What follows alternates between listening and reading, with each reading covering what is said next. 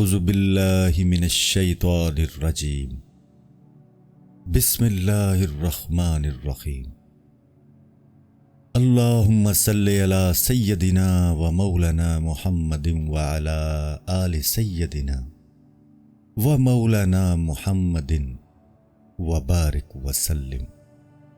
تیسری اصل کسب و تجارت کے آداب میں، اے عزیز، یہ بات جان کے دنیا راہ آخرت کی منزل ہے اور آدمی کو کھانے پینے کی حاجت ہے، اور کھانا پینا بے کسب ممکن نہیں، تو کسب کے آداب بھی جاننا چاہیے، کیونکہ جو شخص اپنے آپ کو ہمتاً دنیا کمانے میں مصروف کرے گا وہ بدبخت ہوگا، اور جو شخص خدا پر توکل کر کے اپنے آپ کو بالکل آخرت کے کام بنانے میں مصروف کرے گا وہ نیک بخت ہے۔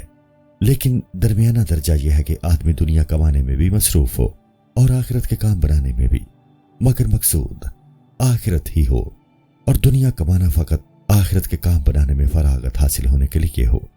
کسب کے وہ احکام و آداب جن کا جاننا ضروری ہے، ہم 5 بابوں میں بیان کرتے ہیں۔ پہلا باب، کسب کی فضیلت اور ثواب کے بیان میں۔ اے عزیز، جان کہ اپنے آپ کو اور اہل و عیال کو لوگوں سے بے پرواہ رکھنا اور کسب حلال سے ان کی کفالت کرنا راہ دین میں جہاد کرنا ہے اور بہت سی عبادات سے افضل ہے۔ ایک دن جناب سرور کائنات علیہ الصلوۃ والسلام تشریف فرما تھے۔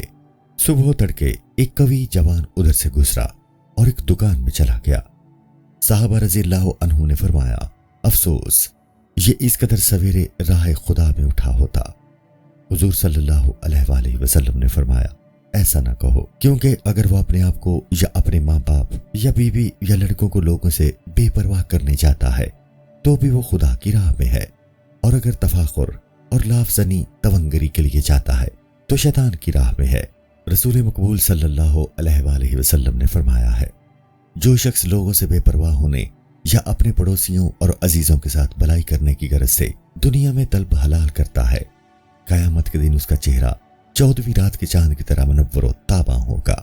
اور فرمایا کہ سچا تاجر قیامت کے دن صدیقین و شہداء کے ساتھ اٹھایا جائے گا۔ اور فرمایا ہے، پیشہ ور مسلمان کو خدا تعالیٰ دوست رکھتا ہے۔ اور فرمایا، پیشہ ور کی کمائی سب چیزوں سے حلال ہے اگر وہ نصیحت بجا لائے۔ اور فرمایا، تجارت کرو، کیونکہ روزی کے 10 حصے ہیں، 9 حصے فقط تجارت میں ہیں۔ اور فرمایا ہے، جو شخص اپنے اوپر سوال کا دروازہ کھولتا ہے خدا تعالیٰ اس پر مفلسی کے 70 دروازے کھول دیتا ہے۔ حضرت عیسیٰ علیہ السلام نے ایک شخص کو دیکھا، پوچھا تو کیا کام کرتا ہے؟ عرض کی عبادت کرتا ہوں۔ پوچھا روزی کہاں سے کھاتا ہے؟ عرض کی میرا ایک بھائی ہے، وہ مجھے روزی مہیا کر دیا کرتا ہے۔ حضرت عیسیٰ علیہ السلام نے فرمایا، تیرا بھائی تجھ سے زیادہ عابد ہے۔ حضرت عمر رضی اللہ تعالیٰ عنہ نے فرمایا ہے، کسب نہ چھوڑو اور یہ نہ کہو کہ حق تعالیٰ روزی دیتا ہے، کیونکہ خدا تعالیٰ آسمان پر سے سونا چاندی نہیں بھیجتا، یعنی اس بات کی اسے قدرت ہے، مگر کسی ہیلا سے روزی دینا اس کی عادت ہے۔ حضرت لقمان حکیم نے اپنے بیٹے کو نصیحت کی کہ بیٹا، کسب نہ چھوڑنا، کہ جو شخص لوگوں کا محتاج ہوتا ہے اس کا دین تنگ ہو جاتا ہے، عقل ضعیف ہو جاتی ہے، مروت زائل ہو جاتی ہے، لوگ اسے حقارت کی نظر سے دیکھتے ہیں۔ ایک بزرگ سے لوگوں نے پوچھا، عابد بہتر ہے یا تاجر امانت دار؟ اس بزرگ نے فرمایا، تاجر امانت دار بہتر ہے کہ وہ جہاد میں ہے، کیونکہ شیطان ترازو اور لین دین کے پردے میں اس کا درپے رہتا ہے، لیکن وہ اس کے خلاف کرتا ہے۔ حضرت عمر رضی اللہ تعالیٰ عنہ فرماتے تھے، میں کسی جگہ اپنی موت کو اس سے زیادہ دوست نہیں رکھتا کہ میں بازار میں اپنے عیال کے لیے طلب حلال میں مصروف ہوں اور میری موت آ جائے۔ حضرت امام حنبل رحمۃ اللہ علیہ سے لوگوں نے پوچھا، آپ اس شخص کے بارے میں کیا فرماتے ہیں جو عبادت کے لیے مسجد میں بیٹھ رہے اور کہے خدا مجھے رزق دے گا؟ امام صاحب نے فرمایا، وہ جاہل ہے، شرع نہیں جانتا، اس لیے کہ رسول مقبول صلی اللہ علیہ وآلہ وسلم نے فرمایا کہ خدا تعالیٰ نے میری روزی میرے نیزہ کے سایہ میں رکھی ہے، یعنی جہاد کرنے میں۔ اور اوزاعی نے حضرت ابراہیم ادم قدسرہ کو دیکھا کہ لکڑیوں کا گٹھا گردن پر اٹھائے ہیں۔ پوچھا، آپ کا یہ کسب کب تک ہوگا؟ آپ کے مسلمان بھائی آپ کے اس رنج و تکلیف کو دور کر سکتے ہیں۔ فرمایا، چپ رہو، کہ حدیث شریف میں ہے کہ جو کوئی طلب حلال کے لیے ذلیل جگہ کھڑا ہوگا اس کے لیے بہشت واجب ہو جاتی ہے۔ سوال، اگر کوئی یہ کہے کہ حضور رسالت مآب صلی اللہ علیہ وآلہ وسلم نے فرمایا ہے، یعنی خدا مجھ سے یہ نہیں فرماتا کہ مال جمع کر اور سوداگروں میں سے ہو، بلکہ یہ فرماتا ہے تسبیح کر اپنے پروردگار کی اور سجدہ کرنے والوں میں سے ہو اور اپنے پروردگار کی عبادت کر آخر عمر تک، یہ اس امر کی دلیل ہے کہ عبادات کرنا کسب سے بہتر ہے۔ جواب یہ ہے کہ تجھے معلوم ہو جائے کہ جو شخص اپنے اور اپنی بیوی بچوں کے لیے کافی مال رکھتا ہو، اس کے لیے بالاتفاق عبادت کسب سے بہتر ہے، اور جو کسب کفایت و ضرورت کے مقدار سے زیادہ طلبی کے لیے ہو، اس میں کچھ فضیلت نہیں بلکہ اس میں نقصان ہے اور دنیا سے دل لگانا ہے۔ ایسا کسب سب گناہوں کا سردار ہے، اور وہ شخص جو مال نہیں رکھتا مگر مال سالے سے اس کی بسر اوقات ہوتی ہے، اسے کسب نہ کرنا اولا ہے۔ اور یہ 4 قسم کے لوگوں کے لیے ہے۔ ایک وہ شخص جو ایسے علم میں مشغول ہو جسے لوگوں کو دینی نفع ہو، مثلا علوم شریعہ یا دنیا کا فائدہ ہو، جیسے علم طب۔ دوسرا وہ شخص جو عہدہ قضا اور وقف و مصالح خلق میں مشغول ہو۔ تیسرا وہ شخص جو اس خانقاہ میں جو عابدوں کے لیے وقف ہو بیٹھ کر اوراد و عبادت ظاہری میں مشغول رہے۔ چوتھا وہ شخص جس کے باطن میں صوفیاء حالات و مکاشفات کا راستہ کھلا ہو۔ ایسے لوگوں کے کسب معاش نہ کرنا اولا ہے۔ تو اگر ان کی روزی لوگوں کے ہاتھ سے پہنچتی ہو اور ایسا زمانہ ہو کہ بے سوال کیے اور بے احسان مانے لوگ خود ایسے نیک کاموں میں رغبت رکھتے ہوں، تو اس صورت میں کسب معاش نہ کرنا بہتر ہے۔ حکایت: اگلے زمانے میں ایک بزرگ تھے، ان کے 360 دوست تھے۔ وہ بزرگ ہمیشہ عبادت میں مشغول رہتے اور سال بھر ہر رات ایک دوست کے مہمان رہتے۔ ان کے دوستوں کی یہ عبادت تھی کہ انہیں فارغ البال رکھتے۔ یہ امر اس وجہ سے تھا کہ خیر کا دروازہ لوگوں پر کھلا رہے۔ ایک بزرگ کے 30 دوست تھے، مہینہ بھر ہر رات ایک دوست کے پاس رہتے، لیکن جب ایسا زمانہ ہو کہ بے سوال کیے اور ذلت اٹھائے لوگ دینے کی طرف راغب نہ ہوں، تو اپنی بسر اوقات کے لیے کسب کرنا بہتر ہے، کیونکہ سوال کرنا برا کام ہے اور بضرورت حلال ہوتا ہے۔ مگر وہ شخص جو عظیم المرتبہ ہو اور اس کے ذریعے سے بہت فائدہ ہو اور تلاش روزی میں اس کی تھوڑی سی ذلت ہو، تو اس وقت ہم کہہ سکتے ہیں کہ ایسے شخص کے لیے کسب معاش نہ کرنا اولا ہے۔ لیکن وہ شخص جس سے ظاہری عبادت کے سوا اور کوئی فیض و فائدہ نہیں ہوتا، اسے کسب کرنا اولا ہے۔ اور جو شخص عین کسب معاش میں دل خدا کے ساتھ مشغول رکھتا ہے، اس کے لیے کسب معاش بہتر ہے، کیونکہ یاد خدا سب عبادتوں کی حقیقت ہے، اور کسب معاش میں بھی وہ دل خدا کے ساتھ مشغول رکھ سکتا ہے۔ دوسرا باب، علم کسب میں تاکہ شرائط شریعہ کے مطابق ہو۔ اے عزیز، جان کے یہ ایک بہت بڑا باب ہے۔ ہم نے اس کا بیان کتب فقہ میں کیا ہے۔ اس کتاب میں بقدر حاجت بیان کرتے ہیں تاکہ لوگ ضروری مسائل جان لیں، اور اگر کچھ مشکل درپیش ہو تو پوچھ سکیں۔ جو اس قدر بھی نہ جانے وہ حرام و بیاہ میں مبتلا ہوگا۔ تو جاننا چاہیے کہ کسب تجارت اکثر 6 قسم کا ہوتا ہے: بیع، ربو، سلم، اجارہ، قراض، شرکت۔ تو ہم ان اقسام کی تمام شرائط بیان کرتے ہیں۔ پہلا عقد بیع ہے۔ بیع کے مسائل جاننا فرض ہے، کیونکہ ہر ایک کو اس سے سروکار ہو سکتا ہے۔ امیر المومنین حضرت عمر فاروق رضی اللہ تعالیٰ عنہ بازار میں جا کر درے مارتے اور فرماتے کہ مسائل بیع سیکھے بغیر کوئی شخص اس بازار میں لین دین نہ کرے، ورنہ دانستہ نادانستہ سود میں مبتلا ہو جائے گا۔ اے عزیز، جان کے بیع کے 3 رکن ہیں: ایک مول لینے والا اور بیچنے والا، جنہیں عاقد کہتے ہیں۔ دوسرا مال تجارت، اسے معقود علیہ کہتے ہیں۔ تیسرا رکن لفظ بیع ہے۔ پہلا رکن عقد بیع کرنے والا عاقد ہے۔ اسے چاہیے کہ 5 قسم کے لوگوں سے معاملہ نہ کرے: لڑکے، دیوانے، لونڈی، غلام، اندھے، حرام کھانے والے سے۔ جو لڑکا بالغ نہ ہو، امام شافعی رضی اللہ عنہ کے نزدیک اس کی بیع باطل ہے، گو ولی کے حکم سے ہو۔ اور دیوانہ کا بھی یہی حکم ہے۔ آدمی جو کچھ ان سے مول لے گا، وہ اگر ضائع ہو جائے تو مول لینے والے پر تاوان ہوگا۔ اگر انہیں کچھ دے گا تو اس کا تاوان ان سے نہیں لے سکتا، کیونکہ اس نے خود انہیں دے کر مال ضائع کیا۔ اور لونڈی غلام کی بیع اس کے مال کی اجازت کے بغیر باطل ہے۔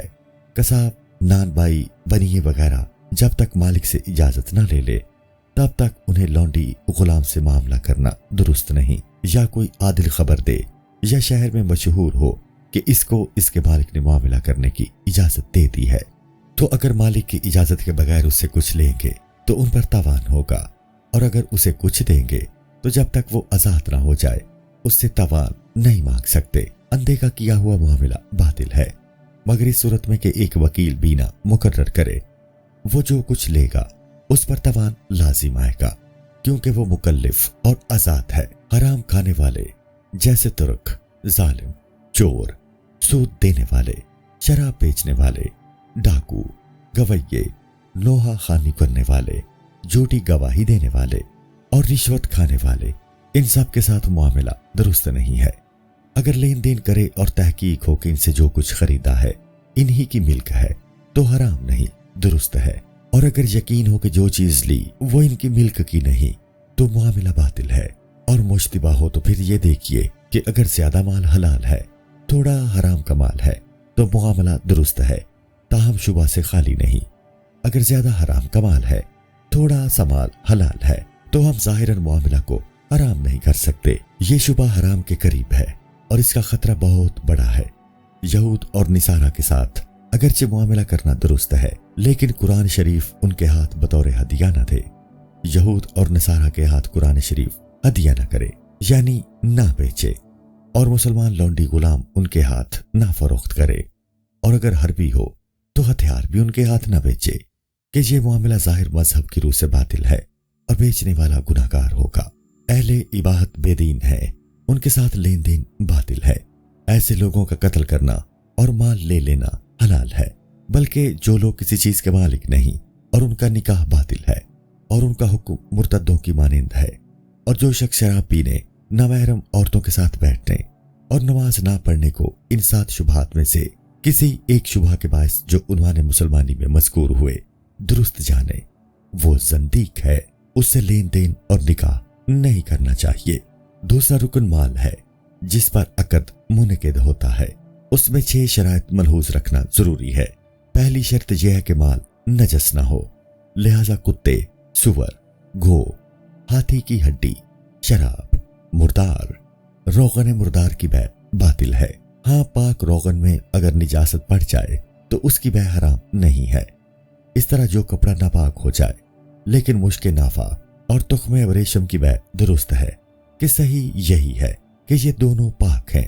دوسری شرط یہ ہے کہ مال میں کچھ منفعت مقصود پائی جاتی ہے، تو چوہے، سانپ، بچھو اور حشرات الارض کی بیع باطل ہے۔ کھیل تماشا کرنے والوں کو سانپ میں جو نفع ہے وہ شرع میں باطل ہے۔ گیہوں کا ایک دانہ یا اور کوئی چیز جس میں معتدبہ فائدہ نہ ہو اس کی بیع باطل ہے، مگر بلی، مماکی، چیتا، شیر، بیڑیا وغیرہ جس کی ذات میں یا چمڑے میں منفعت ہو تو بیع درست ہے۔ طوطے، مور اور خوبصورت چڑیوں کی بیع درست ہے کہ ان سے یہ منفعت ہوتی ہے کہ آدمی کو ان کے دیکھنے سے راحت پیدا ہوتی ہے، اور برابط چنگ و رباب کی بیع باطل ہے۔ ان چیزوں سے منفعت اٹھانا حرام ہے اور ان کا نفع کالے دم ہے۔ اور لڑکوں کو کھیلنے کے لیے مٹی کے کھلونے جو بناتے ہیں، اگر حیوان کی صورت بنائی ہے تو اس کی قیمت حرام ہے اور اس کا توڑنا واجب ہے۔ درخت اور پھول پتی بنانا درست ہے کہ اس کپڑے کا تکیہ بچھونا درست ہے۔ جس طباق اور کپڑے میں تصویر ہو اس کی بیع درست ہے کہ اس کپڑے کا تکیہ بچھونا بنانا درست ہے، پہننا درست نہیں۔ تیسری شرط یہ ہے کہ مال بیچنے والے کی ملک ہو، کیونکہ اگر دوسرے کا مال بھی اجازت بیچے گا تو بیع باطل ہے۔ گو خاوند کا مال ہو، خواہ باپ یا بیٹے کا ہو، اور اگر بیچنے کے بعد مالک نے اجازت دی تو بھی بیع درست نہ ہوگی کہ پہلے سے اجازت چاہیے۔ چوتھی شرط یہ ہے کہ ایسی چیز بیچے جو مول لینے والے کو حوالے کر سکے، تو جو لونڈی غلام بھاگ گیا ہو، اور جو مچھلی پانی میں اور چڑیا ہوا میں اور بچہ پیٹ میں اور نطفہ کوڑے کی پیٹھ میں ہو، اس کی بیع درست نہیں، کیونکہ اس کا فوراً حوالے کر دینا بیچنے والے کے اختیار میں نہیں۔ اور جو مال جانور کی پیٹھ یا جو دودھ تھن میں ہو اس کی بیع بھی باطل ہے، کیونکہ جب تک حوالہ کرے گا نیا دودھ جو پیدا ہوتا ہے اس میں یہ دودھ مل جائے گا۔ اور ماتحن کی اجازت کے بغیر رہن میں رکھی ہوئی چیز کی بیع بھی باطل ہے، اور اس لونڈی کی بیع بھی باطل ہے جو بچے کی ماں بن چکی ہو، یعنی ام ولدہ، کیونکہ وہ مشتری یعنی خریدنے والوں کے حوالے نہیں کی جا سکتی۔ नेज वो लौंडी जिसका बच्चा छोटा हो, उस बच्चे को अलहदा करके सिर्फ लौंडी की बह या लौंडी के बगैर सिर्फ बच्चे की बह भी मना है, क्योंकि इन दोनों माँ बेटा में जुदाई डालना हराम है। 5वीं शर्त ऐन माल। इसकी मिकदार और उसकी सिफ्त व हालत भी मालूम होना बह के लिए जरूरी है। ऐन माल ना जानने की सूरत में यह है कि मसलन कहे इस रेवड़ में से एक बकरी या इस गठरी में से एक थान, जो तू चाहेगा दूंगा। इस तरह की बह बातिल है। अगर फरोख्त करना चाहता है तो चाहिए कि अलग करके उसकी तरफ इशारा करके फरोख्त करे, और अगर ये कहे कि इस सरजमीन में से 10 गज मैंने तेरे हाथ फरोख्त कर दी, जिस तरफ से चाहे ले ले, तो ये बह भी बातिल है। मिकदार मालूम करने की वहां जरूरत है जहां माल आंख से ना देखा हो। मसलन फरोख्त करने वाला कहे मैंने तेरे हाथ इतने को फलां चीज फरोख्त की जितने को फलां ने फरोख्त की है, या फलां चीज के हम वजन सोने और चांदी के इवज और ऐनो सबन दोनों की मिकदार मालूम ना हो, तो ये भी बातिल है। लेकिन अगर कहे कि इतनी गेहूं इतने बार सोने या चांदी के इवज मैंने तेरे पास फरोख्त की गए और खरीदार देख रहा हो, तो ये बह दुरुस्त है। शय की सिफ्त हालत का जानना इस तरह होता है कि जो चीज पहले देखी नहीं उसे देख ले, या बहुत अरसा पहले देखी थी और इस मुद्दत में वो चीज एक हालत से दूसरी हालत में तब्दील हो जाने वाली हो, तो उसकी बह भी बातिल है। और जो कपड़ा टाट या मोटे कपड़े में लिपेटा हो या गंदम अभी खोशों में हो, तो उसकी बह भी बातिल है। और जब लौंडी खरीद करे तो इसके सर के बाल और हाथ पांव जो पर्दा फरोश आदतन देखते हैं देख ले। अगर उनमें से कोई चीज देखने से रह जाएगी तो बह बातिल होगी। और अगर कोई मकान खरीदा उसका एक हिस्सा दर्जा भी अगर देखने से रह गया तो बह बातिल है। हाँ, अखरोट, बादाम, सब्जी, अनार और मुर्गी का अंडा अगर छिलके में बंद है तो मसलहतन उनकी इसी तरह बह दुरुस्त है। इसी तरह तर सब्जी, कच्चे अखरोट अगर छिलके में हो तो उनकी बह भी दुरुस्त है। फिका, एक किस्म की घास की बह बातिल है कि वो पशीदा होती है, अलबत्ता इजाजत के साथ उसका इस्तेमाल मुबाह है। छठी, खरीदी चीज पर जब तक कब्जा ना हो आगे उसकी बह दुरुस्त नहीं। पहले कब्जा में लाए फिर फरोख्त करे। बह का तीसरा रुकन अकद है। जुबान से यह कहना जरूरी है कि मैंने ये चीज फरोख्त की, और खरीदार कहे मैंने खरीदी, या यूं कहे फला चीज के इवज मैंने ये चीज तुझे दी। इसके जवाब में वो कहे मैंने कबूल की, या कोई और ऐसा लफ्ज जुबान से कहे जो बह का मफहूम अदा करता है, अगरचे सरीह बह का लफ्ज ना हो। लिहाजा अगर लेन देन से पहले कोई लफ्ज ना बोला हो तो बह दुरुस्त ना होगी। जैसा कि हमारे जमाने में बेलफ्ज बोले खरीदो फरोख्त का रवाज हो चुका है। हाँ, मामूली दर्जे की चीजों में दुरुस्त है कि उसका रवाज हो चुका है, और हजरत इमाम आजम अबू हनीफा रज़ियल्लाहु अन्हु का मजहब भी यही है, और शाफी हजरात ने भी रुख्सत के तौर पर इस कौल को पसंद किया है। और इमाम शाफी रज़ियल्लाहु अन्हु के मजहब के मुताबिक 3 वजह से उस पर फतवा देना बैद नहीं है। नंबर 1, इसकी जरूरत व हाजत आम हो चुकी है।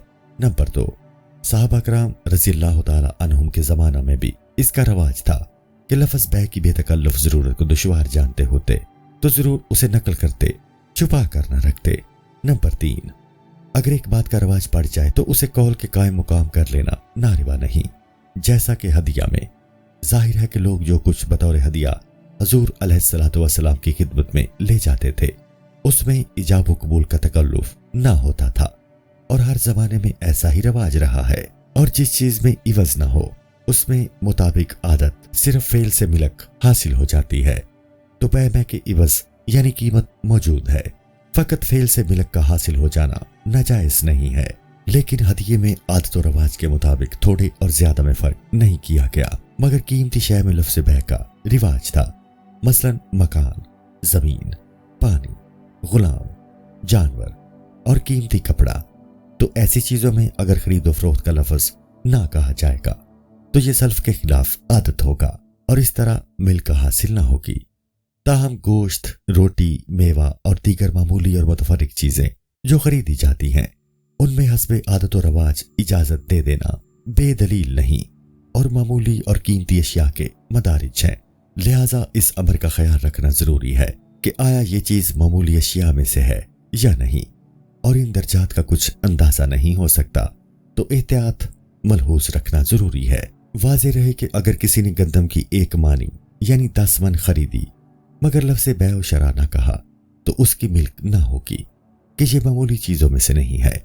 ताहम इसमें से खाना और उसमें तसर्रुफ करना हराम है, क्योंकि खुद बाई के सुपुर्द करने की वजह से अबाहत व जवाज हासिल हो चुका है।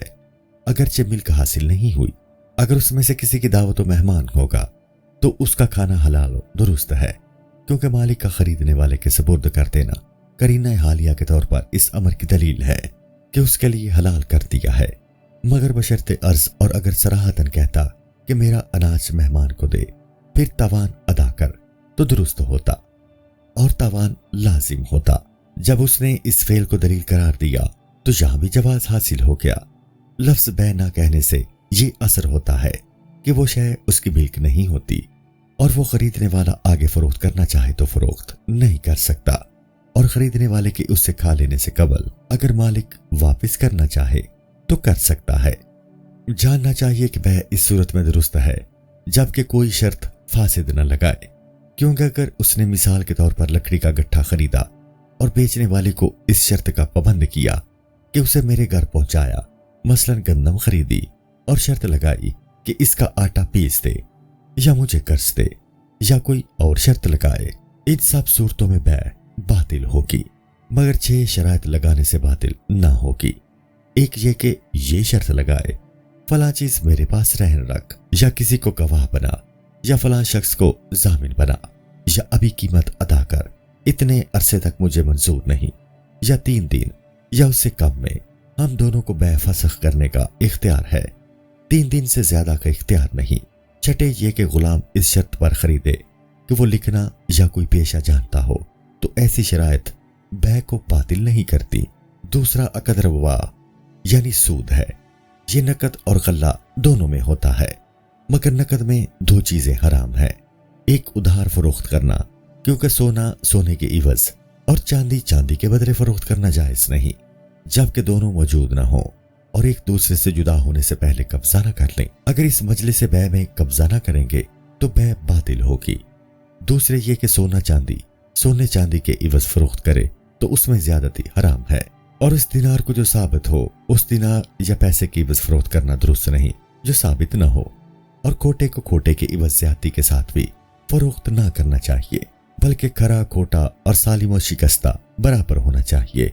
और अगर कोई कपड़ा सालिम दिनार से खरीदा और फिर उसे टूटे हुए दिनार या उसकी मिकदार पैसों से फरोख्त कर दिया तो दुरुस्त है और मकसूद हासिल हो जाता है। और हरीवा के सोने को जिसमें चांदी मिली होती है करे सोनी चांदी से फरोख्त नहीं करना चाहिए, और ना ही हरीवा के सोने के इव्स फरोख्त करना चाहिए, बल्कि चाहिए कि दरमियान में कोई चीज और भी हो, और जिस नकरा या तलाई चीज का सोना चांदी खरा ना हो उसका भी यही हाल है।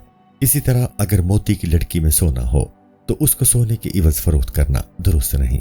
इसी तरह सोने के तारों वाला कपड़ा सोने के इवज फरोख्त करना जायज नहीं, मगर जबकि कपड़े में जरे कीमत के बराबर और जलाने के बाद इतना ही सोना निकले। और अगर अनाज की 2 जिनसें हों तो भी अनाज के इवज उधार फरोख्त करना जायज नहीं, बल्कि एक ही मजलिस में दोनों पर कब्जा करना जरूरी है। और एक ही जिन्स हो, जैसे गंदम के इवज गंदम फरोख्त की तो भी उधार जायज नहीं, और ना ही ज्यादती के साथ जायज है, बल्कि नाप में बराबर हो। तोल में बराबर होना भी किफायत नहीं करता, बल्कि हर शय की बराबरी और मुसावात उसके हाल के मुताबिक देखी जाए। जिस अंदाज की आदत हो तो कसाब को गोश्त के इवज बकरा देना, नान भाई को रोटी के इवज गंदम देना, तेली को तेल के इवज साबित तिल देना और नारियल देना जायज नहीं, और ना ही ये बैत दुरुस्त है और ना मुनक़िद होगी। और जो शख्स बैत तो ना करे मगर इस इरादे से दे कि इसके इवज रोटी ले तो उसका खाना मुबाह और जायज है, मगर ये रोटी उसकी मिल्क ना होगी और दूसरे के हाथ फरोख्त करना दुरुस्त ना होगा। और नान भाई के लिए इस गंदम में तसर्रुफ तो जायज है, मगर उसे फरोख्त नहीं कर सकता, बल्कि रोटी लेने वाले की गंदम नान भाई के जिम्मे और नान भाई की रोटी लेने वाले के जिम्मे बाकी रहती है। जब चाहें एक दूसरे से मांग सकते हैं। अगर एक ने दूसरे को साफ कर दिया तो काफी ना होगा, क्योंकि अगर एक ने दूसरे से कहा कि मैंने इस शर्त पर तुझे माफ किया तो भी माफ कर दे तो बातिल है। और अगर ये शर्त सराहतन ना लगाई और ये कह दिया कि मैंने तुझे माफ किया और दूसरे को मालूम है कि उसके दिल में ये शर्त है کہ اس ایک من گندم کے بغیر اسے نہیں دیکھا تو اس طرح معافی نہ ہوگی، تو یہ معافی اس جہان میں اس کے اور خدا تعالیٰ کے درمیان حاصل ہے کہ یہ رضامندی فقط زبانی ہے نہ دل سے، اور جو رضامندی دل سے نہ ہو وہ اس جہان میں کام نہ آئے گی۔ ہاں، اگر اس طرح کہے کہ تو مجھے معاف کرے یا نہ کرے، میں نے معاف کر دیا، اور دل میں بھی یہی بات ہو تو جائز ہے۔ پھر اگر دوسری جانب والا بھی چھوڑ دے تو اس کا بھی یہی حال ہے، اور اگر ایک دوسرے کو معاف نہ کرے اور دونوں کی چیزیں مقدار اور قیمت میں برابر ہوں تو دنیا میں ان سے کچھ جھگڑا نہیں، اور اس جہاں میں بدلہ متصور ہو جائے گا۔ اگر کچھ کمی زیادتی ہے تو دنیا میں جھگڑے اور جہان آخرت میں حقدار کے حق کا ڈر ہے، اور جاننا چاہیے کہ اناج سے جو چیز بنتی ہے اسے اسی اناج کے عوض فروخت نہ کرنا چاہیے، اگرچہ برابر ہی کیوں نہ ہو، اور جو چیز گندم سے بنتی ہے جیسے آٹا، روٹی، خمیر، اسے گندم کے بدلے فروخت نہ کرنا چاہیے۔ اللہ حاصل قیاس، انگور کو سرکہ اور شہد کے بدلے، دودھ کو پنیر کے بدلے اور مکھن کے عوض فروخت کرنا درست نہیں، بلکہ انگور کو انگور کے عوض اور تر کھجور کو تر کھجور کے عوض فروخت کرنا جائز نہیں، جب تک کہ انگور کا منقع نہ بن جائے اور تر کھجور خشک کھجور نہ بن جائے۔ اس کی تفصیل دراز ہے، جو کچھ بیان کیا گیا سیکھنا ضروری تھا۔ جب کوئی ایسا موقع پیش آئے جس کا اسے علم نہ ہو تو علماء کرام سے دریافت کرے، اور اس بات سے پرہیز کرنا چاہیے تاکہ حرام میں مبتلا نہ ہو جائے۔ دریافت کرنے میں کوتاہی نہ کرے، کیونکہ جس طرح علم پر عمل کرنا فرض ہے اسی طرح علم حاصل کرنا بھی فرض ہے۔ تیسرا عقد سلم ہے، اس میں 10 شرائط کا ملحوظ رکھنا ضروری ہے۔ پہلی شرط یہ ہے کہ عقد میں کہے مثلا یہ چاندی یا یہ سونا یا یہ کپڑا جیسا بھی ہو اس خریدار کے لیے سلم کے طور پر میں نے دیا، اور جس صفت کی گندم مقصود و مطلوب ہو اس چیز کی قیمت سے بدلے جا سکیں، اور صفت کا حسب عادت کہنا ضروری سمجھا جاتا ہو تو سب واضح طور پر کہہ دے تاکہ دوسری جانب والے کو پتہ چل جائے اور وہ کہے میں نے قبول کیا۔ اور اگر لفظ سلم کے بدلے کہے کہ اس طرح کی چیز میں نے مول لی تو بھی درست اور ٹھیک ہے۔ دوسری شرط یہ ہے کہ جو چیز دے بے حساب کیے نہ دے، بلکہ اس کا ناپ تول کر لے۔ اگر واپس کرنے کی ضرورت پڑے تو پتہ ہو کہ کتنی دی تھی اور کتنی لینی ہے۔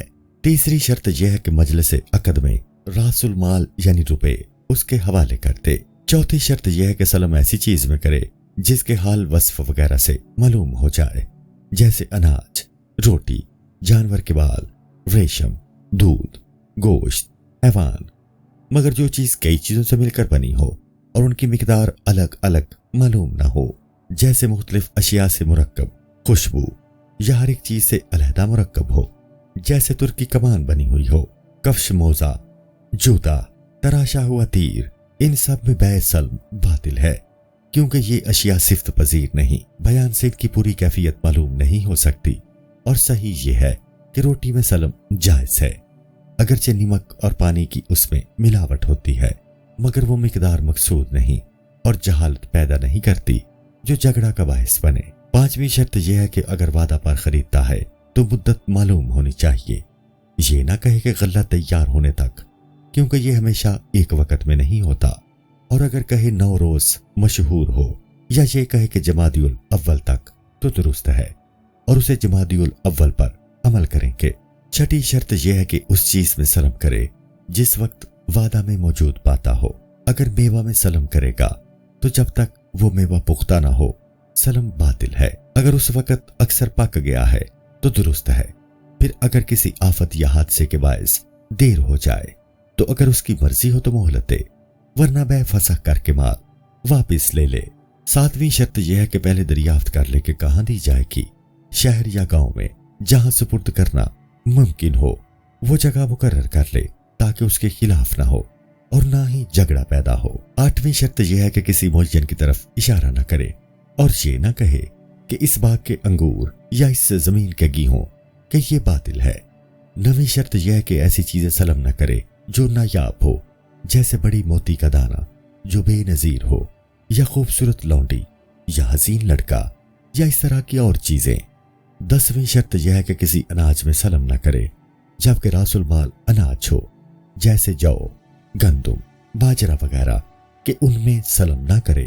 चौथा अकद इजारा है। इसके 2 रुकन हैं, एक उजरत, दूसरा मनफियत।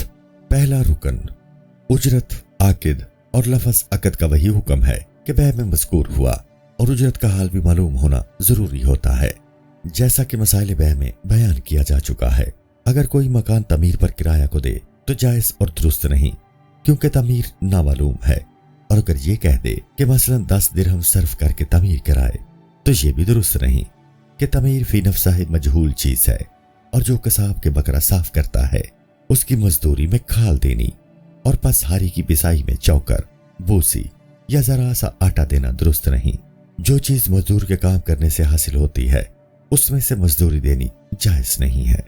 और अगर ये कहे कि ये दुकान मैंने महीना भर के लिए 1 दिनार किराए पर तुझे दी तो ये अमर भी नाजायज़ है, क्योंकि इजारा की मुद्दत मालूम नहीं हुई। ये कहना चाहिए कि 1 साल या 2 साल के लिए किराए पर दी, ताकि इजारा की सारी मुद्दत मालूम हो जाए। दूसरा रुकन मनफियत है। वाज़ेह हो कि जवाहर मुबाह और मालूम हो और उसमें कुछ मेहनत व मुशक्कत हो और उसमें नियाबत की भी गुंजाइश हो, इसमें इजारा दुरुस्त है, मगर 5 शराइत मलहूज रखना जरूरी है। पहली शर्त यह है कि इस अमल में कदर व कीमत और रंजो मेहनत हो। अगर कोई दुकान के संवारने के लिए किराए पर ले, या कपड़ा सुखाने के लिए दरख्त, या सूंघने के लिए कोई सेब किराए पर ले, ये इजारा बातिल है, क्योंकि इन कामों की कुछ कदर व कीमत नहीं। ये गंदुम के 1 दाना फरोख्त करने की तरह है।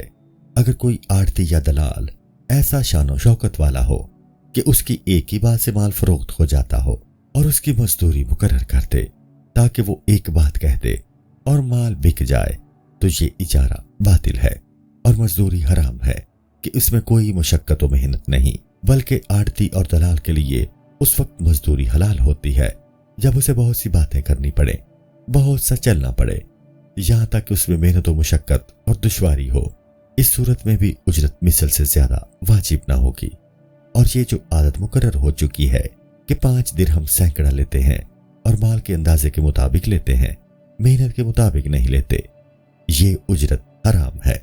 बस आड़तियों और दलालों का माल जो इस तरह हासिल करते हैं माले हराम है। दलाल इस माले हराम से 2 तरीकों से बच सकता है। एक तो ये कि जो कुछ उसे दे दिया जाए ले ले, तकरार ना करे, अपनी मेहनत के मुताबिक तलब करे, कीमत की मिकदार पर झगड़ा ना करे। दूसरे ये कि पहले कह दे कि जब ये चीजें फरोख्त कर दूंगा तो 1 दिरहम या दिनार लूंगा। वो शख्स राजी हो जाएगा तो दलाल ये ना कहे कीमत में से 5 दिरहम सैकड़ों लूंगा, क्योंकि वो मजहूल है, मालूम नहीं खरीदार कितने को खरीदेगा। उसका ये कहना बातिल है। उसे इसकी मेहनत के मुताबिक उजरत देने के सिवा और कुछ देना लाजिम ना होगा। दूसरी शर्त यह है कि इजारा मनफत पर हो, ना ऐन शह पर। अगर बाग या अंगूर का दरख्त इजारा पर लिया ताकि मेवा ले, या गाय इजारा पर ली ताकि दूध हासिल करे, या गाय इजारा पर दी कि वो घास दाना खिलाए और आधा दूध ले, ये सब इजारे बातिल हैं, क्योंकि चारा और दूध वगैरह सब मजहूल हैं। मगर औरत को बच्चा के दूध पिलाने के लिए इजारा दुरुस्त है, क्योंकि असल मकसूद बच्चा की निगहबानी है और इसका ताबे दूध है। जैसे कातिब की स्याही, दर्जी का धागा, कि इस कदर मजहूल अमल के साथ में जायज है। तीसरी शर्त यह कि ऐसे काम पर इजारा करे जो काम उसके सुपुर्द करना मुमकिन हो मुबाह है। अगर कमजोर आदमी को ऐसे काम पर मुकर्रर किया जो उससे नहीं हो सकता तो ये बातिल है। या हैज वाली औरत को मस्जिद साफ करने के लिए उजरत पर मुकर्रर किया तो ये भी बातिल है, क्योंकि उसको ये फेल करना हराम है। अगर किसी को तंदुरुस्त बच्चे के दांत उखाड़ने को, या सही सलामत हाथ काटने को, या बालियां पहनाने या कान छदवाने की उजरत पर मुकर्रर करे तो ये सब बातिल है, क्योंकि ये बातें शरअ में दुरुस्त नहीं। ऐसे कामों की उजरत लेना हराम है। इसी तरह गोदने वालों का हुक्म है। मर्दों के लिए अतलस की टोपी, रेशमी कबा जो दर्जी सीते हैं उनकी उजरत हराम है। न ऐसे कामों की इजारा दुरुस्त है। अला हाज़िल क़ियास, अगर किसी ने किसी को नटबाजी सिखाने के लिए मुकर्रर किया तो ये हराम और उसका तमाशा भी हराम है, क्योंकि जो ऐसा करेगा वो अपनी जान के खतरे में है, और जो शख्स तमाशा देखने खड़ा होगा वो उसके खून में शरीक होगा। लोग उसका तमाशा देखना छोड़ दें या ना देखें तो वो अपनी जान को खतरे में ना डाले। जो ऐसे नटों वगैरह को कुछ देगा तो वो गुनाहगार होगा, क्योंकि वो लोग बेफायदा और खतरनाक काम करते हैं। इसी तरह मस्खरे, गवैये और नोहा कर रजू करने वाले शायर को मजदूरी देना हराम है। काजी को हुक्म देने के इवज और गवाह को गवाही के इवज उजरत देना हराम है, मगर काजी को चक या कबाला या फरमान की लिखाई की उजरत देना जायज है, क्योंकि कताबत उसके जिम्मा वाजिब नहीं, बशर्ते कि औरों को इन कागजात के लिखने से ना रोके।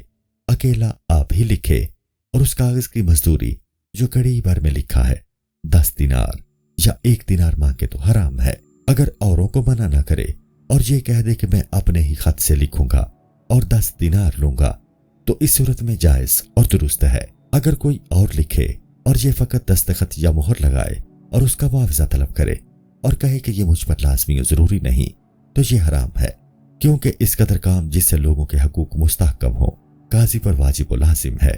अगर वाजिब ना भी हो, ये मेहनत एक दाना गंदुम की तरह है जिसकी कुछ कीमत नहीं, और इस निशानी या मोहर या दस्तखत की कदर कीमत इस वजह से है कि हाकिम शरअ का खत है। जो शख्स जाहो मर्तबा के लिहाज से हाकिम हो उसे उजरत लेनी मुनासिब नहीं, मगर काजी के वकील की उजरत हलाल है, बशर्ते कि ऐसे काजी का वकील ना हो जो हकदारों के हकूक तबाह करता हो। चाहिए कि हक के फैसला करने वाले का वकील बने और उसे हक साबित करने वाला जाने, या इस बात से बेइल्म हो कि यह हक जाया करने का इरादा करे, और जब हक जाहिर हो जाए तो खामोशी इख्तियार करे। और ऐसी बात का इनकार करना दुरुस्त है जिसके इकरार से कोई हक जाया हो रहा हो, और उस सालिस को जो झगड़ने वालों का फैसला करता है दोनों से लेना जायज नहीं, क्योंकि एक झगड़े में काम तरद्दुद से नहीं कर सकता, मगर एक की तरफ से कोशिश करके ऐसी मेहनत और मुशक्कत उठाए जिसकी उजरत और कीमत हो, तो उसकी उजरत हलाल और जायज होगी, बशर्ते के झूठ जो हराम है उससे इज्तिनाब करे और दगेबाजी से भी बचे, और दोनों की तरफ से जो हक हो उसे पोशीदा न करे, और हर एक को बिला वजह न डराए, और वो सुलह पर राजी हो, क्योंकि अगर वो हकीकत हाल जानते तो सुलह पर आमादा न होते, और ऐसे सालिस से सुलह हो भी नहीं सकती। अक्सर सालसी जुल्म और झूठ फरेब से खाली नहीं होती। ये उजरत हराम है।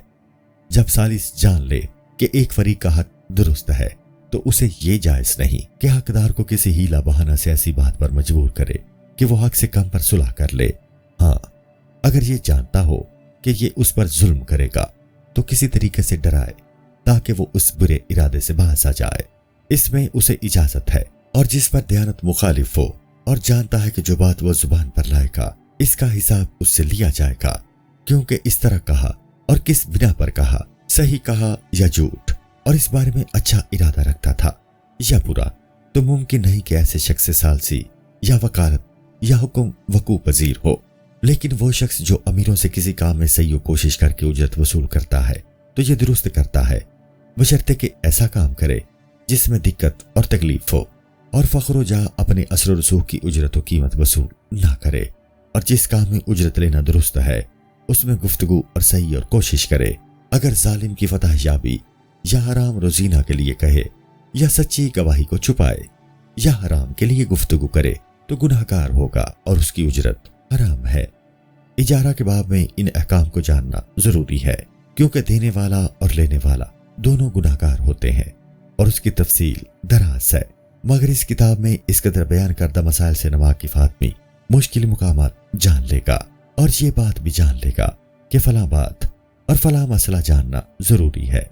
चौथी शर्त यह है कि यह काम इस पर पहले से वाजिब और लाजिम ना हो, क्योंकि वाजिब नियाबत नहीं। अगर नमाजी को जहाद के लिए उजरत देकर मुकर्रर किया तो दुरुस्त नहीं, क्योंकि जब वो सफ़े जंग में जाएगा तो खुद उस पर लड़ना जरूरी हो जाएगा। काजी और गवाह की उजरत भी इसी बिना पर दुरुस्त नहीं, और किसी को नमाज या रोजा के लिए उजरत अदा करना ताकि वो उसकी जगह नमाज रोजा अदा करे जायज नहीं, कि इन कामों में नियाबत दुरुस्त नहीं। और हज के लिए उस शख्स से उजरत लेना दुरुस्त है जो माजूर और आजिज हो और तंदुरुस्त होने की उम्मीद ना हो। कुरान मजीद की तालीम और वो इल्म जो राह दीन में मददगार हो उसके सिखाने की उजरत हक करना जायज है। और कब्र खोदना, मुर्दे को नहलाना, जनाजा उठाना अगरचे फर्ज किफाया है, मगर इनकी उजरत लेना भी दुरुस्त और रवा है। नमाज तरावी की इमामत की उजरत में उलमाए कराम का इख्तिलाफ है। सही यह है कि इसकी उजरत हराम नहीं, ये उस तकलीफ के मुकाबले में है कि वक्त पहचान कर आता है। वो उजरत अजान और नमाज के मुकाबला में नहीं है, मगर ये उजरत कराहत و शुबा से खाली नहीं। पांचवी शर्त यह है कि अमल मालूम हो। जब कोई जानवर किराया भर ले तो उसे देख लेना चाहिए और किराया वाला मालूम कर ले कितना बोझ और कब सवार होगा और कितने दिन उसे इस काम में मसरूफ रखेगा, और इस बाब में जो उर्फ व आदत हो वही काफी है। अगर जमीन ठेका पर ले तो ये कह देना जरूरी है कि मैं फला चीज काश्त करूंगा, क्योंकि चने की काश्त से जमीन को गंदम काश्त करने की निस्बत ज्यादा नुकसान पहुंचता है। हाँ, अगर आदत हो तो वजाहत जरूरी नहीं। इसी तरह हर तरह के इजारा के लिए जरूरी है कि उसका इल्म हो, ताकि बाद में किसी किस्म का झगड़ा पैदा न हो, और जिस इजारे में ऐसी जहालत पाई जाती हो जिससे झगड़ा पैदा हो सकता हो तो वो इजारा बातिल है। पांचवा उक़द करास है। इसके 3 रुकन है। पहला रुकन सरमाया है। चाहिए कि सरमाया नकद हो, जैसे चांदी और दिरहम वगैरह, कपड़ा और सामान वगैरह न हो। नहीं चाहिए कि वजन भी मालूम हो और काम करने वाले के हवाले करे। अगर मालिक ये शराइत लगाए कि मैं उसे अपने पास रखूंगा तो दुरुस्त नहीं। दूसरा रुकन नफा है। चाहिए कि जो कुछ आमिल को मिले वो उसके इल्म में हो, मसलन निस्फ है या तीसरा हिस्सा। अगर कहे कि 10 दिरहम मेरे या तेरे हैं और बाकी माल हम तुम आपस में बांट लेंगे तो ये बातिल है। तीसरा रुकन अमल है, और शर्त यह है कि वो तिजारत का अमल हो, यानी खरीदो फरोख्त हो, ना कि पेशावरी। अगर गंदुम नान बाई को दे कि रोटी पकाकर नफा के 2 हिस्से करे तो ये दुरुस्त नहीं, और तेली को अलसी इस सूरत पर दे तो भी दुरुस्त नहीं। अगर तिजारत में ये शर्त लगाए कि फलां के सिवा और किसी के हाथ फरोख्त ना करे या फलां के सिवा और किसी से ना खरीदे तो ये शर्त भी बातिल है। नेज़ हर वो बात जो मामला बैओ शराब वगैरह में तंगी पैदा करती है उसकी शर्त करना भी दुरुस्त नहीं। और अकद करास ये है कि यूं कहे कि ये माल मैंने तुझे दिया ताकि तू तिजारत करे, हम तुम आधा आधा बांट लेंगे। वो कहे मैंने इसे कबूल किया। जब अकद हो जाएगा तो आमिल यानी काम करने वाला खरीदो फरोख्त में उसका वकील मुतसव्विर होगा। मालिक को इख्तियार है जब चाहे मामले को फसख कर दे। जब मालिक मामले को फसख करे उस वक़्त अगर सारा माल मां नफा नकद हो तो नफा निस्फ निस्फ तकसीम कर लें, और अगर माल जिन्स और नफा हो तो आमिल पर यह वाजिब है कि इतना माल फरोख्त करे जितना उसका सरमाया था, ज्यादा फरोख्त न करे। जब सरमाया के बराबर खरा कर ले तो बाकी माल तकसीम कर लें। इस बाकी का फरोख्त कर देना आमिल पर लाजिम नहीं, और जब पूरा 1 साल गुजर जाए तो अदाए ज़कात के लिए माल की कीमत लगानी चाहिए। इसकी कीमत जानना जरूरी है। आमिल के हिस्सा की ज़कात आमिल पर है। आमिल को बेइजाजत मालिक सफर करना जायज नहीं। अगर वो सफर बिला इजाजत इख्तियार करेगा तो माल का तवान उस पर आएगा, और अगर मालिक की इजाजत से सफर करेगा तो सारा खर्च उस माल तिजारत से होगा, जैसा कि नाप तोल, बार बरदारी, किराया, भाड़े वगैरह का खर्चा।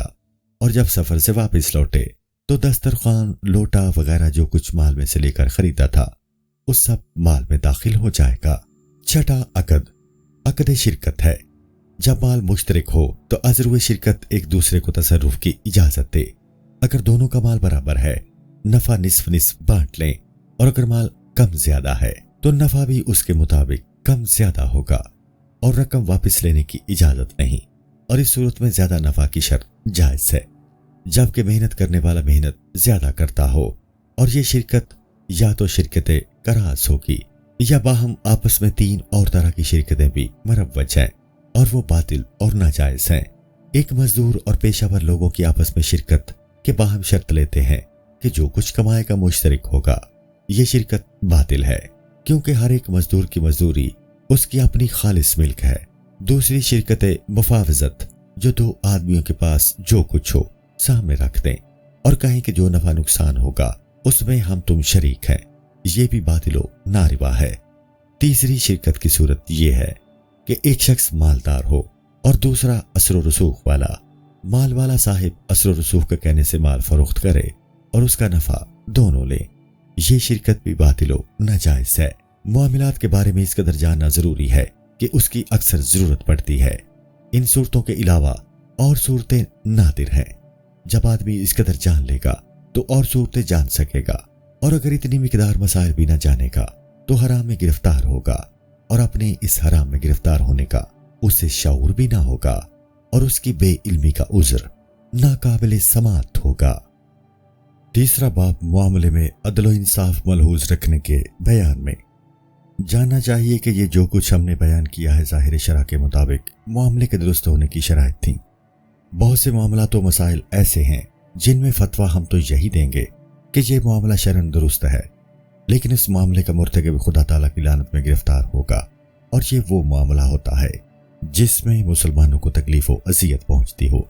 ये दो किस्म है, एक आम एक खास। आम की दो सूरतें हैं। पहली सूरत इख्तिकार, यानी गल्ला खरीद कर इस नीयत से ज़ख़ीरा कर लेना कि जब महंगा होगा तो फरोख्त करूंगा। ऐसे ज़ख़ीरा अंदोज़ को मुख्तर कहते हैं, और मुख्तर लानत का मुस्तहिक है। हुज़ूर नबी अकरम सल्लल्लाहु अलैहि वसल्लम ने फरमाया है, जो शख्स 40 रोज़ इस नीयत से अनाज रख छोड़े कि महंगा होगा तो फरोख्त करूंगा, वो अगर तमाम अनाज खैरात कर देगा तो भी उसका कफ़ारा ना होगा। नेज़ इरशाद फरमाया, जो शख्स 40 दिन अनाज ज़ख़ीरा करके रख छोड़े खुदा ताला उससे बेजार है, और वो खुदा ताला से। ये भी इरशाद फरमाया, जिसने अनाज खरीदा और किसी शहर में ले गया और उस वक़्त मुरवजा नर्ख पर फरोख्त कर दिया, वो ऐसा है जैसा कि उसने वो सारा अनाज खैरात कर दिया। और एक रवायत में है, गोया उसने एक लौंडी गुलाम आज़ाद किया। हज़रत अली करमल्लाह ताला वजहू का फरमान है, जो शख्स 40 दिन अनाज रख छोड़ेगा उसका दिल स्याह हो जाएगा। आपको किसी शख्स ने एक ज़ख़ीरा अंदोज़ की खबर दी, आपने फरमाया जाकर उसे आग लगा दो। सल्फ सालिहीन में से किसी ने अपने वकील के हमरा फरोख्त करने के लिए गल्ला बसरे भेजा।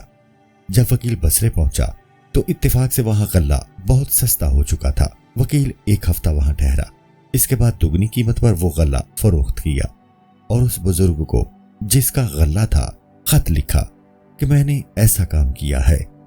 उस बुजुर्ग ने जवाब में लिखा, मैंने इस थोड़े नफा पर कनात कर ली थी जो दीन की सलामती के साथ हो। तेरा ऐसा करना मुनासिब न था, ज्यादा नफा के इवज़ तूने दीन बर्बाद कर दिया। ये काम जो तूने किया है बड़ा गुनाह है। अब तेरे लिए मुनासिब है कि सारा माल खैरात कर दे, ताकि इस गुनाह का कुफारा हो जाए, और शायद ऐसा करने के बावजूद हम इस फेले बद की नहुसत से ना छूट सके। जानना चाहिए कि इस फेल के हराम होने का बायस व सबब मखलूक खुदा को जरूर नक्स रसानी का इरादा व अमल है, क्योंकि रोज़ी इंसान की जिंदगी से वाबस्ता है। अगर कसरत से लोग गल्ले की खरीदो फरोख्त करें तो मुबाह और दुरुस्त है, और अगर एक ही आदमी खरीद करके ज़ख़ीरा करे तो बाकी लोगों को दस्तयाब ना होगा। इसकी मिसाल ऐसे है जैसे कोई शख्स मुबाह पानी को रोक ले ताकि लोग प्यास से तंग आकर ज्यादा कीमत देकर खरीदें। इसी नीयत से अनाज खरीदना भी गुनाह है। हाँ, अगर गल्ला एक शख्स की अपनी मिल्क है तो उसे इख्तियार है, जब चाहे फरोख्त करे। उसे जल्दी फरोख्त कर देना लाजिम नहीं, अगरचे ताखीर ना करना उला और बेहतर है। लेकिन अगर उसके दिल में ये ख्वाहिश हो कि गल्ला गिरा हो तो फरोख्त करूं, तो उसकी ये ख्वाहिश एक बुरी ख्वाहिश है। दवाएं वगैरह जिनकी अक्सर व बेशतर जरूरत व हाजत नहीं पड़ती, उन्हें गिरा होने की नीयत से रख छोड़ना हराम नहीं है, लेकिन अनाज को इस नीयत से ज़ख़ीरा करना हराम है। और वो चीजें जो जरूरत व हाजत में अनाज के करीब हैं, जैसे घी, गोश्त वगैरह, उनमें उलमा का इख्तिलाफ है। सही यह है कि ऐसा करना भी उनमें कराहत से खाली नहीं, अगरचे अनाज के दर्जा से कम बुरा है। अलबत्ता अनाज का ज़ख़ीरा करना भी उसको ममनू है जब तक कि उसकी किल्लत हो, और अगर हर साल आसानी से दस्तयाब हो जाता है तो जमा करना हराम नहीं, कि इस तरह के जमा करने में किसी काम का नुकसान नहीं। बाज उलमा ने कहा है कि इस सूरत में भी हराम है, मगर सही यह है कि मकरूह है, क्योंकि कुछ न कुछ गिराने का ख्याल जरूर होता है, और लोगों की तकलीफ का मुंतज़िर रहना बुरी बात है। सल्फ सालेहीन ने दो किस्म की तिजारत मकरूह करार दी है, एक अनाज की, दूसरी कफन की, क्योंकि लोगों की तकलीफ और मौत का मुंतज़िर रहना बहुत बुरी बात है। दो और पेशों को भी बुरा जानते हैं, एक कस्साब का पेशा कि इससे दिल सख्त होता है, दूसरा सुनार का पेशा कि यह जीनत का सबब है। दूसरी नौ जिसकी अजियत तकलीफ आम होती है, वो खोटे रुपए पैसे का मामला है, क्योंकि लेने वाले को अगर मालूम ना होगा तो देने वाला उस पर जुल्म करेगा, और अगर उसे इल्म होगा तो शायद वो आगे और लोगों को दगा और फरेब दे, और वो आगे किसी और को इसी तरह मुद्दत दराज तक दगाबाजी का सिलसिला कायम रहेगा। जिसने सबसे पहले दगाबाजी का आगाज किया, आखिर तक सबका गुनाह उसके जिम्मे भी होगा। اسی لیے کسی بزرگ نے فرمایا ہے، ایک کھوٹا درہم دینا 100 درہم چرانے سے بدتر ہے، کیونکہ چوری کا گناہ اسی وقت تک ہے اور کھوٹے پیسے کا گناہ ممکن ہے موت کے بعد تک جاری رہے، اور وہ شخص بہت ہی بدبخت ہے جو مر جائے مگر اس کا گناہ نہ کرے، اور اس گناہ کا 100 برس تک موجود رہنا ممکن ہے، اور ایسے شخص کو قبر میں عذاب ہوتا رہے گا جس کے ہاتھ سے اس گناہ کی ابتدا ہوئی تھی۔ کھوٹے چاندی سونے میں 4 چیزیں معلوم کرنا ضروری ہے۔ ایک یہ کہ کھوٹا روپیہ پیسہ جس تک پہنچے اسے چاہیے کہ کنویں وغیرہ میں ڈال دے، اور کسی کو یہ کہہ کر بھی نہ دے کہ یہ کھوٹا پیسہ ہے کہ شاید وہ آگے دغا بازی کا سلسلہ جاری کرے۔ دوسری بات یہ ہے کہ دکاندار کے لیے ضروری ہے کہ کھرے پیسے کے پرکھنے کا طریقہ سیکھے تاکہ کھوٹے سکے کو پہچان سکے۔ یہ اس لیے ضروری نہیں کہ خود نہ لے، بلکہ اس لیے ضروری ہے کہ کسی اور کو دھوکہ نہ دے اور مسلمان کا حق ضائع نہ کرے۔ جو شخص کھرے کھوٹے کی پہچان کرنا نہ سیکھے گا اور دھوکہ سے کھوٹا روپیہ اس کے ہاتھ سے نکلے تو گناہ گار ہوگا، کیونکہ ہر اس معاملے اور کام کا علم حاصل کرنا واجب ہے جو بندے کو درپیش ہو۔ تیسرے یہ کہ کھوٹا سکہ اس نیت سے لے جو نبی کریم صلی اللہ علیہ وآلہ وسلم نے فرمایا ہے، رحم فرمائے خدا تعالیٰ اس شخص پر جو ادا کرنے میں بھی آسانی کرے اور واپس لینے میں بھی آسانی کا رویہ اختیار کرے تو بہت بہتر ہے، لیکن اس ارادے سے کہ کنویں میں پھینک دے گا، لیکن اگر خدشہ ہو کہ خرچ کر دے گا تو چاہیے کہ نہ لے، اگرچہ دیتے وقت یہ کہہ بھی دے کہ کھوٹا ہے۔ چوتھی بات یہ ہے کہ کھوٹا سکہ وہ ہے جس میں سونا چاندی بالکل نہ ہو، لیکن جس سکے میں سونا چاندی ہو اگرچہ ناقص ہو اس کا کنویں میں پھینک دینا ضروری نہیں، بلکہ اگرچہ خرچ کرے تو اس میں 2 باتیں ضروری ہیں۔ ایک یہ کہ بتا دے، پوشیدہ نہ رکھے، دوسرے اس کو دے جس کی امانت و دیانت پر اسے اعتماد ہو تاکہ وہ آگے کسی سے فریب نہ کرے، اور اگر اسے علم ہو کہ جس کو دے رہا ہوں وہ خرچ کرے گا اور نقص ظاہر نہیں کرے گا تو اس کی مثال ایسی ہے جیسے کوئی شخص ایسے آدمی کے پاس انگور فروخت کرے جس کے متعلق جانتا ہو کہ یہ اس سے شراب تیار کرے گا، یا ایسے شخص کے پاس اسلحہ فروخت کرے جس کے متعلق معلوم ہو کہ یہ ڈاکہ زنی کرے گا۔ ظاہر ہے کہ ایسا کرنا حرام ہے۔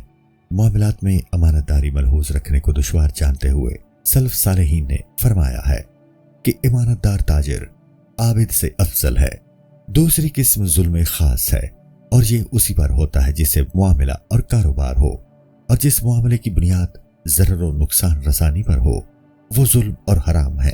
خلاصہ امر یہ ہے کہ جو بات اپنے ساتھ ہونے کو روا نہ رکھتا ہو وہ بات خود کسی مسلمان سے روا نہ رکھے، کیونکہ جو شخص دوسرے مسلمان کے لیے وہ بات پسند کرے جو اپنے لیے پسند نہیں کرتا اس کا ایمان ناقص و ناتمام ہے۔ اس کی تفصیل 4 باتوں سے معلوم ہوتی ہے۔ پہلی بات یہ ہے کہ اپنے مال کی اس کی اصل نوعیت سے زیادہ تعریف نہ کرے کہ یہ جھوٹ بھی ہے اور فریب و ظلم بھی، بلکہ اس کی جائز اور صحیح تعریف بھی نہ کرے، جبکہ خریدار جانتا ہو کہ یہ بہودہ اور بے فائدہ گفتگو میں داخل ہے۔ قرآن مجید میں وارد ہے، انسان زبان پر کوئی بات نہیں لاتا مگر اس کے پاس ایک منتظر نگہبان تیار بیٹھا ہوتا ہے، تو انسان جو کچھ زبان سے کہتا ہے اس کے متعلق دریافت کیا جائے گا کہ کیوں کی۔ اس وقت بےہودہ گفتگو کرنے والے کے پاس کوئی عذر نہ ہوگا، اور قسم کھانا اگر جھوٹی ہو تو گناہ کبیرہ ہے، اور اگر سچی ہو تو معمولی کام کے لیے خدا کا نام لینا بے حرمتی میں داخل ہے۔ اور حدیث میں وارد ہے، ان تاجروں پر افسوس ہے جو لا واللہ اور بلا واللہ کہتے ہیں، اور پیشہ وروں پر افسوس ہے جو کہتے ہیں کل کر دیں گے، کل کر دیں گے۔ حدیث شریف میں ہے، جو شخص اپنا مال قسم کے ذریعے فروخت کرے اور اسے رواج دے خدا تعالیٰ قیامت کے دن اس پر نگاہ رحمت نہ ڈالے گا۔ حکایت، حضرت یونس بن عبید رحمۃ اللہ تعالیٰ علیہ ریشم کی تجارت کرتے تھے مگر اس کی صفت اور تعریف نہ کرتے۔ ایک دن جامت دان سے ریشم نکال رہے تھے کہ ان کے شاگرد نے کہا، اے اللہ مجھے بہیتی لباس عطا فرما۔ آپ نے اس کی یہ بات سنتے ہی جامت دان رکھ دیا اور ریشم فروخت نہ کیا، اور ڈر گئے کہ یہ کلمہ اپنے مال کی تعریف میں داخل نہ ہو جائے۔ دوسری بات یہ ہے کہ خریدار سے اپنے مال کا کوئی عیب و نقص پوشیدہ نہ رکھے، بلکہ اس کے متعلق سب کچھ دیانتداری اور سچائی سے کہہ دے۔ اگر چھپائے رکھے گا تو یہ خیانت ہوگی اور خیر خواہی کو نظر انداز کرنے کی بات ہوگی، اور یہ شخص ظالم و گناہگار ہوگا، اور اگر کپڑے کی اچھی طرح دکھائی یا اندھیری جگہ میں کپڑا دکھایا تاکہ اچھا نظر آئے، یا جوتے اور موزے کا اچھا پیر دکھایا، تو ایسی تمام صورتوں میں وہ ظالم و خائن متصور ہوگا۔ ایک دن حضور نبی کریم صلی اللہ علیہ وآلہ وسلم ایک شخص کے پاس سے گزرے جو گندم فروخت کر رہا تھا۔ آپ نے گندم کے ڈھیر کے اندر جو دست مبارک ڈالا تو دیکھا کہ اندر سے گندم تر ہے۔ آپ نے فرمایا یہ کیا ہے؟ اس نے عرض کی بھیگی ہوئی ہے۔ آپ نے فرمایا تر گندم خشک گندم سے الگ کیوں نہ کی؟ یعنی جو ہم سے دغا بازی کرتا ہے وہ ہم سے نہیں ہے۔ ایک شخص نے 300 درہم سے اونٹ فروخت کیا، اس کے پاؤں میں کوئی عیب تھا۔ حضرت واصلہ بن لاسکہ رضی اللہ عنہ جو صحابہ کرام میں سے ہیں اتفاق سے وہاں کھڑے تھے اور عیب بتا دینے کی بات سے بے خبر تھے۔ جب آپ کو معلوم ہوا کہ خریدار پر عیب ظاہر نہیں کیا گیا تو خریدار کے پیچھے دوڑے اور اس کو بتایا کہ اس کے پاؤں میں عیب ہے۔ وہ شخص واپس آیا اور 300 درہم واپس لے لیے۔ فروخت کرنے والے نے کہا آپ نے میرا یہ سودا کیوں خراب و تباہ کیا ہے؟ آپ نے فرمایا اس لیے کہ میں نے رسول اکرم صلی اللہ علیہ وآلہ وسلم سے سنا ہے کہ آپ فرماتے تھے یہ حلال اور جائز نہیں کہ انسان کوئی چیز فروخت کرے اور اس کا عیب ظاہر نہ کرے، اور پاس موجود ہونے والے کے لیے بھی حلال نہیں کہ عیب کا پتہ ہو مگر خریدار کو نہ بتائے۔ آپ نے یہ بھی فرمایا کہ رسول اکرم صلی اللہ علیہ وآلہ وسلم نے ہم سے بیعت لی کہ مسلمانوں سے خیر خواہی کا رویہ اختیار کرنا اور ان سے شفقت سے پیش آنا اور عیب چھپا رکھنا خیر خواہی کے خلاف ہے۔ معلوم ہونا چاہیے کہ ایسا معاملہ اور ایسی سچی تجارت بڑی دشوار بات ہے اور بہت بڑا مجاہدہ ہے۔ اس میں دو طرح آسانی پیدا ہو سکتی ہے، ایک یہ کہ عیب دار مال خرید ہی نہ کرے، اور اگر خریدے تو دل میں اس کا عہد کرے کہ بوقت فروخت عیب ظاہر کر دے گا۔ اگر کسی نے اسے ٹھگ لیا تو یہ خیال کرے کہ یہ نقصان مجھے ہی پہنچا، آگے دوسروں کو نقصان پہنچانے کا ارادہ نہ کرے۔ جبکہ خود دغاباز انسان پر لعنت کرتا ہے تو دوسروں کی لعنت اپنے اوپر نہ ڈالے۔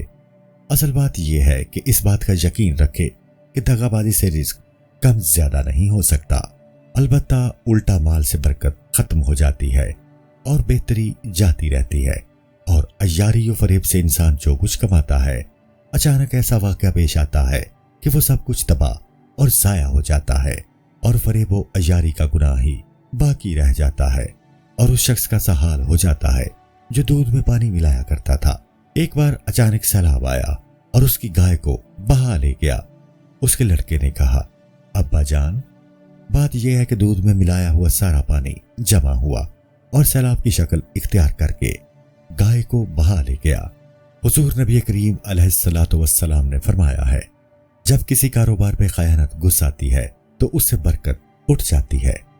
برکت کا یہ معنی ہے کہ مال تھوڑا ہو مگر اس سے فائدہ اور نفع زیادہ لوگوں کو پہنچے اور زیادہ لوگوں کی راحت و آسائش کا باعث بنے اور خیر و بہتری زیادہ لوگوں کو نصیب ہو۔ اور ایک وہ شخص ہوتا ہے جو مال تو بہت زیادہ رکھتا ہے مگر وہی مال دنیا و آخرت میں اس کی ہلاکت و بربادی کا سبب بنتا ہے اور کسی کو بھی اس سے فائدہ نہیں پہنچتا۔ تو بندے کو چاہیے کہ برکت کا متلاشی ہو اور زیادہ مال کا طالب نہ ہو، اور برکت امانت داری میں ہے، بلکہ مال کی زیادتی بھی امانت داری میں مضمر ہے، کیونکہ جو شخص امانت داری میں مشہور ہوتا ہے سب لوگ معاملہ اور لین دین کرنے میں اس کی طرف راغب ہوتے ہیں اور اسے بہت فائدہ ہوتا ہے، اور جب ایک شخص خیانت میں مشہور ہو تو سب لوگ اس سے گریز کرتے ہیں۔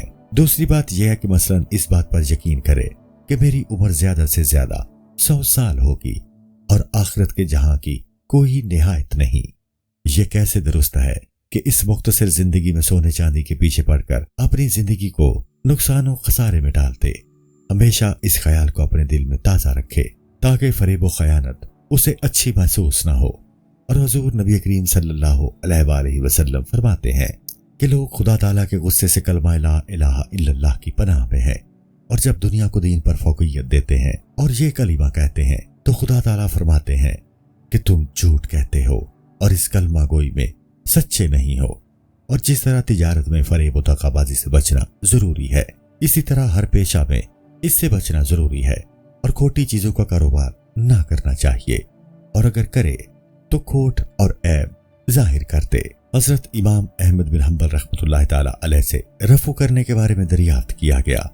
آپ نے فرمایا نہیں چاہیے، मगर उस शख्स के लिए जो खुद पहनने के लिए रफू करे, फरोख्त करने के लिए ना करे। और जो शख्स फरेब व दगाबाजी की नीयत से करे वो गुनहगार होगा और उसकी मजदूरी हराम है।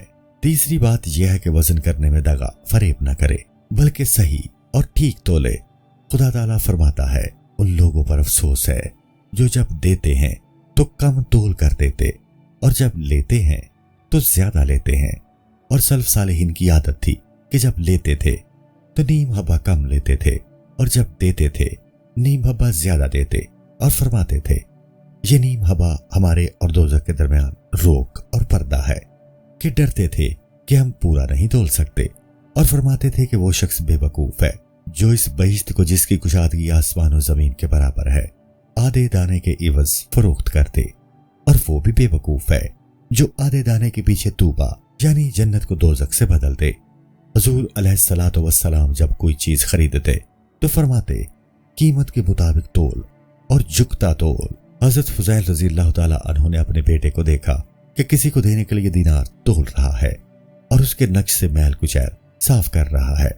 फरमाया, बेटे तेरा ये काम 2 हज और 2 उम्रों से अफसल है। सल्फ सालेहीन रहमतुल्लाह अलैहिम फरमाते थे, जो शख्स एक तराजू से तोले और दूसरे तराजू से ले वो तमाम फासिकों से बढ़कर फासिक है। और बजाज कपड़ा लेते वक्त ढीला रख कर नापे और देते वक्त सख्त करके और खींच कर दे, वो उन बदतर फासिक लोगों के ग्रोह में दाखिल है। और जो कसाब की उस हड्डी को गोश्त में रखकर फरोख्त करे जिसकी फरोख्त का रवाज नहीं, वो भी उन्हीं बदतरीन फासिकीन में दाखिल है।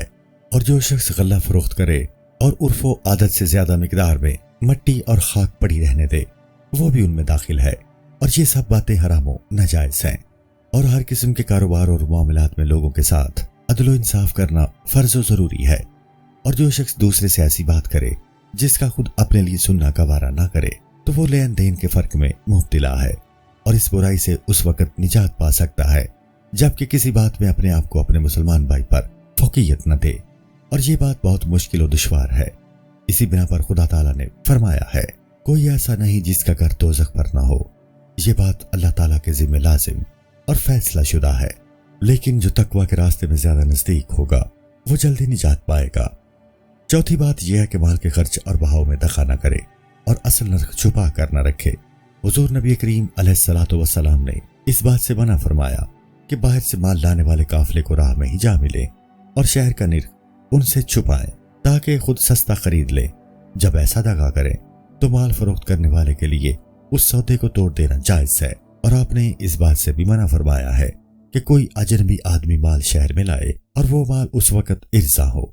शहर का आदमी उससे कहे, माल मेरे पास रख दे, जब गिरा होगा तो मैं इसको फरोख्त कर दूंगा। और इससे भी मना फरमाया कि कोई शख्स गिरा भाव पर नर्ख मुकाए ताकि दूसरा शख्स उसे सच्चा जानकर ज्यादा कीमत देकर उससे खरीदे। अगर किसी ने ऐसा लेन देन किया और बाद में असल हकीकत वाज़ेह हुई तो वो इस बह को फसख कर सकता है। ताजिर लोगों की आदत है कि माल बाजार में रख देते हैं, जो लोग दर हकीकत खरीदना नहीं चाहते वो उसका नर्ख बढ़ा देते हैं, तो ये फेल भी शरन हराम है।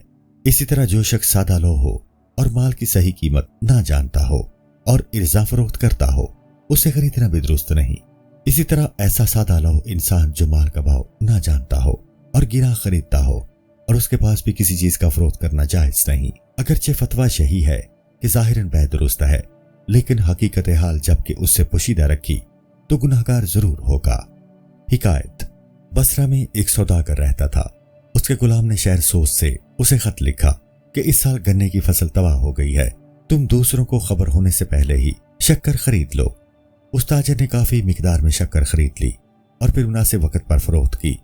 30,000 दिरहम नफा हुआ। फिर उसके दिल में ख्याल आया कि मैंने मुसलमानों से धोखा किया कि हकीकत हाल को उनसे छुपाए रखा। मेरा ये फेल किस तरह जायज और दुरुस्त हो सकता है। वो 30,000 दिरहम उठाए जिससे शक्कर खरीदी थी, उसके पास गया और कहा, ये 30,000 दिरहम दर हकीकत तेरा माल है। उसने दरियाफ्त किया, किस तरह? उसने असल हकीकत का इंकिशाफ किया तो उसने कहा, मैंने ये 30,000 दिरहम तुझे बख्श दिए।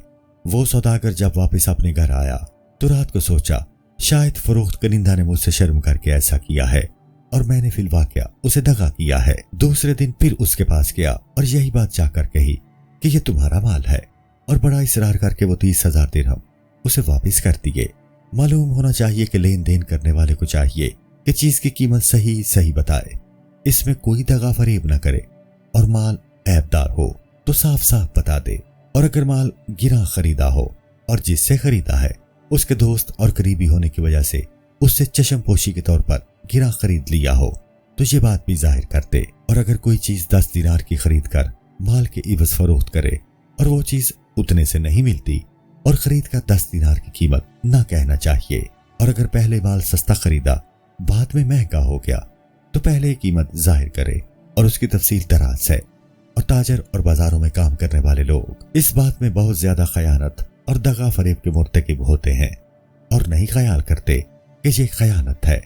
असल बात यह है कि इंसान जो बात अपने लिए दुरुस्त नहीं जानता चाहिए कि दूसरों के लिए भी उसे रवाना रखे और इस उसूल को मयार बना ले, क्योंकि जो शख्स किसी से कोई चीज खरीदता है वो उसी एतबार पर खरीदता है कि मैंने खूब जांच पड़ताल करके और सही कीमत पर खरीदा है, और जब उसमें दगा होगा तो खरीदार उस दगा पर राजी ना होगा, और ऐसा करना सरीह दगाबाजी है। चौथा बाब लेन देन में एहसान और भलाई के बयान में। जानना चाहिए कि खुदा ताला ने एहसान करने का भी हुक्म दिया है, जैसा कि उसने अदल का हुक्म दिया और फरमाया है, बेशक अल्लाह ताला अदल और एहसान का हुक्म देता है। गुज़िश्ता बाब अदल के बयान में था ताकि इंसान जुल्म से गुरेज करे, और ये बाब एहसान के बयान में है। खुदा ताला फरमाता है, बेशक खुदा ताला की रहमत एहसान करने वालों के करीब है, और जो शख्स सिर्फ अदल पर किफायत करता है वो अपने दीन का सरमाया महफूज रखता है, मगर फायदा और नफा एहसान करने में है। अक्लमंद वो है जो किसी मामला में भी आखिरत का फायदा हाथ से न जाने दे, और एहसान ये है कि जिस पर तू एहसान करे उसे तो फायदा पहुंचे, मगर तुझ पर वो एहसान जरूरी और वाजिब ना हो। और एहसान का दर्जा 6 तरीकों से हासिल होता है। पहला तरीका, जरूरतमंद खरीदार अगर अपनी जरूरत के तहत ज्यादा नफा देने पर भी तैयार हो, मगर तू जज्बा एहसान के बायस ज्यादा नफा न ले। हजरत श्री सक्ति रहमतुल्लाह अलैह दुकान करते थे और 5 दिरहम सैकड़ा से ज्यादा नफा ना लेते। हजरत श्री सक्ति रहमतुल्लाह अलैह ने एक दफा 60 दिनार के बादाम खरीदे, फिर बादामों का नर्ख तेज हो गया। एक दलाल ने आपसे मांगे, आपने फरमाया 63 दिनार से फरोख्त करना। दलाल ने कहा, इस वक्त बादाम 90 दिरहम के हैं, आप सस्ते क्यों फरोख्त करते हैं? फरमाया, मैंने तय कर लिया है कि 5 दिरहम सैकड़ा से ज्यादा नफा ना लूंगा और मैं अपना इरादा तब्दील करने को तैयार नहीं। दलाल ने कहा, मैं आपका माल कम कीमत पर फरोख्त नहीं करना चाहता। गर्ज दलाल फरोख्त करने पर आमादा न हुआ और हजरत श्री सक्ति रज़ियल्लाहु अन्हु ज्यादा नफा लेने पर राजी न हुए। तो एहसान ऐसा होता है। हजरत मोहम्मद बिन अल मुनकदर रहमतुल्लाह अलैह जलीलुल कदर बुजुर्ग थे, दुकानदारी करते थे। आपके पास कई किस्म के कपड़े होते थे, किसी की कीमत 10 दिनार और किसी की 5 दिनार। उनकी अदम मौजूदगी में उनके शागिर्द ने 5 दिनार कीमत वाला कपड़ा 10 दिनार से एक अराबी को फरोख्त कर दिया। जब आप तशरीफ लाए तो सारा दिन अराबी को तलाश करते रहे। आखिर जब वो मिला तो फरमाया, वो कपड़ा 5 दिनार से ज्यादा कीमत का नहीं। अराबी ने कहा, शायद मैंने बेखुशी वो कपड़ा 10 दिनार से खरीदा हो। आपने फरमाया, जो चीज अपने लिए पसंद नहीं करता दूसरे किसी मुसलमान के लिए भी पसंद नहीं करता, या तो बेफसख कर ले या 5 दिनार वापस ले ले, या मेरे साथ आ ताकि 10 दिनार की कीमत का कपड़ा दे दूं। अराबी ने 5 दिनार वापस ले लिए। फिर किसी से दरियाफ्त किया, ये कौन शख्स है? लोगों ने कहा, ये हजरत मोहम्मद बिन अल मुनकदर हैं। तो कहने लगा, सुबहान अल्लाह, ये वो बुजुर्ग हस्ती है कि जब बारिश न बरसे और मैदान में जाकर इनका नाम लें तो पानी बरसने लगे। और सल्फ़े सालिहीन की आदत मुबारक थी कि नफा कम लेते और लेन देन ज्यादा करते, और इस बात को ज्यादा नफा हासिल करने के इंतजार से ज्यादा मुबारक जानते। सैयदना हजरत अली मुर्तज़ा रज़ियल्लाहु ताला अन्हो कूफा के बाजार में चक्कर लगाते और फरमाते, ऐ लोगो, थोड़े नफा को रद्द न करो कि ज्यादा नफा से भी महरूम रहोगे। हजरत अब्दुर्रहमान बिन औफ रज़ियल्लाहु ताला अन्हो से लोगों ने दरियाफ्त किया, आप किस तरह दौलतमंद हुए हैं? फरमाया, मैंने थोड़े नफा को रद्द नहीं किया। जिसने भी मुझसे कोई जानवर खरीद करना चाहा मैंने उसे अपने पास न रखा बल्कि फरोख्त कर दिया, और सिर्फ एक दिन के अंदर 1000 اونٹ اصل قیمت خرید پر فروخت کر دیا اور 1000 رسیوں کے سوا کچھ نفع حاصل نہ کیا۔ پھر ایک ایک رسی 1 درہم سے فروخت کی اور اونٹوں کے اسی دن کے چارہ کی قیمت میرے ذمہ سے ساقط ہو گئی، تو اس طرح 2000 درہم مجھے نفع ہوا۔ دوسرے یہ کہ درویش لوگوں کا مال گرا قیمت پر خریدے تاکہ وہ خوش ہوں، جیسے بیوہ عورتوں کا سود، اور جو میوہ بچوں اور فقیروں کے ہاتھ سے واپس آیا ہو، کیونکہ اس طرح کی چشم پوشی صدقے سے بھی زیادہ فضیلت رکھتی ہے۔ اور جو شخص ایسا کرے وہ حضور علیہ الصلوۃ والسلام کی دعا لے گا۔ آپ نے فرمایا ہے، اللہ تعالیٰ اس بندے پر رحم کرے جو بے شرح میں آسانی کرے، لیکن دولت مند آدمی سے زیادہ قیمت پر خریدنا نہ باعث ثواب ہے اور نہ شکر میں داخل ہے، بلکہ دام ضائع کرنا، ان سے تکرار و اصرار کرے، سستا خریدنا بہتر ہے۔ حضرت حسنین کریمین رضی اللہ تعالی عنہما کوشش کرتے کہ جو کچھ خریدتے ارزا خریدتے اور اس میں تکرار و اصرار کرتے۔ لوگوں نے ان سے عرض کی، آپ حضرات روزانہ کئی ہزار درہم خیرات کر دیتے، معمولی مقدار پر اس قدر تکرار و اصرار میں کیا نکتہ ہے؟ فرمایا، ہم لوگ جو کچھ دیتے ہیں راہ خدا میں دیتے ہیں، اور خرید و فروخت میں دھوکہ کھانا عقل و مال کے نقصان کا باعث ہے۔ تیسرے، قیمت لینے میں 3 طرح کا احسان کیا جا سکتا ہے، ایک کچھ کم کرنے سے، دوسرے شکستہ اور کھوٹے اور درہم لینے سے، تیسرے مہلت دینے سے۔ رسول اللہ صلی اللہ علیہ وآلہ وسلم نے فرمایا ہے، اس شخص پر خدا تعالیٰ کی رحمت نازل ہو جو دینے اور لینے میں آسانی کرے، اور فرمایا جو آسانی کرتا ہے اللہ تعالیٰ اس کے کام آسان کر دیتا ہے، اور درویش محتاج کو مہلت دینے سے زیادہ کوئی احسان نہیں، لیکن اگر وہ اپنے پاس کچھ نہیں رکھتا تو اسے مہلت دینا واجب ہے، اور یہ بات عدل میں داخل ہوگی، احسان میں شمار نہ ہوگی۔ اور اگر وہ محتاج ندار نہ ہو، مگر جب تک اپنی کوئی چیز خسارے سے فروخت نہ کرے یا جس کی اسے خود ضرورت نہ آئے فروخت نہ کرے، اس وقت تک قیمت ادا نہ کر سکتا ہو، تو ایسے شخص کو مہلت دینا احسان اور اعلیٰ درجے کی خیرات ہے۔ حضور نبی کریم صلی اللہ علیہ وآلہ وسلم نے فرمایا ہے، قیامت کے دن ایک آدمی کو محشر میں لائیں گے، اس نے دین یعنی قرض کے بارے میں اپنے اوپر ظلم کیا ہوگا اور اس کے عمل فاقہ میں کوئی نیکی نہ ہوگی۔ اس سے کہا جائے گا، تو نے کوئی نیک کام نہیں کیا؟ وہ عرض کرے گا، ٹھیک ہے، میں نے کوئی نیکی نہیں کی، مگر اتنا ضرور کرتا تھا کہ اپنے شاگردوں کو کہا کرتا تھا کہ جس کے ذمے میرا قرض ہے اور وہ تنگ دست ہے، اسے مہلت دو اور تنگ نہ کرو۔ اس کی یہ بات سن کر دریائے رحمت جوش میں آئے گا اور خدائے ارحم الراحمین اس سے فرمائے گا، آج میرے سامنے تو تنگ دست اور بے نوا ہے، مجھے بھی تیرے ساتھ آسانی کرنا لائق و زیبا ہے، اور اسے بخش دے گا۔ ایک حدیث میں وارد ہے، جو شخص کسی کو ایک مدت معین کے وعدہ پر قرض دیتا ہے تو جو دن گزرتا ہے روزانہ اسے صدقے کا ثواب ملتا ہے، اور جب مدت معین گزر جاتی ہے تو پھر ہر روز اسے اس قدر ثواب ملتا ہے کہ گویا اس نے سارا قرض صدقہ کر دیا۔ زمانہ گزشتہ میں ایسے بزرگ لوگ ہوتے تھے جو یہ نہ چاہتے تھے کہ قرض دار ہمارا قرض ادا کرے، کیونکہ وہ جانتے تھے کہ ہر روز ہمارے لیے سارے قرض کے صدقے کا ثواب لکھا جاتا ہے۔ حضور صلی اللہ علیہ وآلہ وسلم نے فرمایا ہے، میں نے جنت کے دروازے پر لکھا ہوا دیکھا کہ صدقے کا ہر درہم 10 درہم کے برابر ہے اور قرض کا ہر درہم 18 درہم کے برابر ہے۔ اس کا مطلب یہ ہے کہ قرض صرف حاجت مند انسان ہی لیتا ہے، اور صدقے میں یہ وہم موجود ہے کہ شاید محتاج نہ آئے۔ چوتھے، قرض ادا کرنا ہے، اس میں احسان یہ ہے کہ تقاضے کی ضرورت نہ پڑے اور روپیہ پیسہ کھرا ادا کرے اور جلدی ادا کرے، اور خود اپنے ہاتھ سے جا کر دے، اسے اپنے گھر نہ بلائے۔ حدیث شریف میں ہے، جو شخص قرض لیتا ہے اور یہ نیت کرتا ہے کہ میں اچھی طرح ادا کروں گا، تو خدا تعالیٰ اس پر چند فرشتے مقرر فرماتا ہے جو اس کی حفاظت کرتے ہیں اور دعا کرتے ہیں کہ اس کا فرض ادا ہو جائے۔ اور اگر قرض دار قرض ادا کر سکتا ہو تو قرض خواہ کی مرضی کے بغیر ایک گھڑی بھر بھی اگر دیر کرے گا تو گناہگار ہوگا اور ظالم قرار پائے گا، چاہے روزے کی حالت میں ہو یا نماز کی حالت میں یا نیند کر رہا ہو، اس کے ذمہ گناہ لکھا جاتا رہے گا، اور بہر صورت خدا کی لعنت اس پر پڑتی رہے گی۔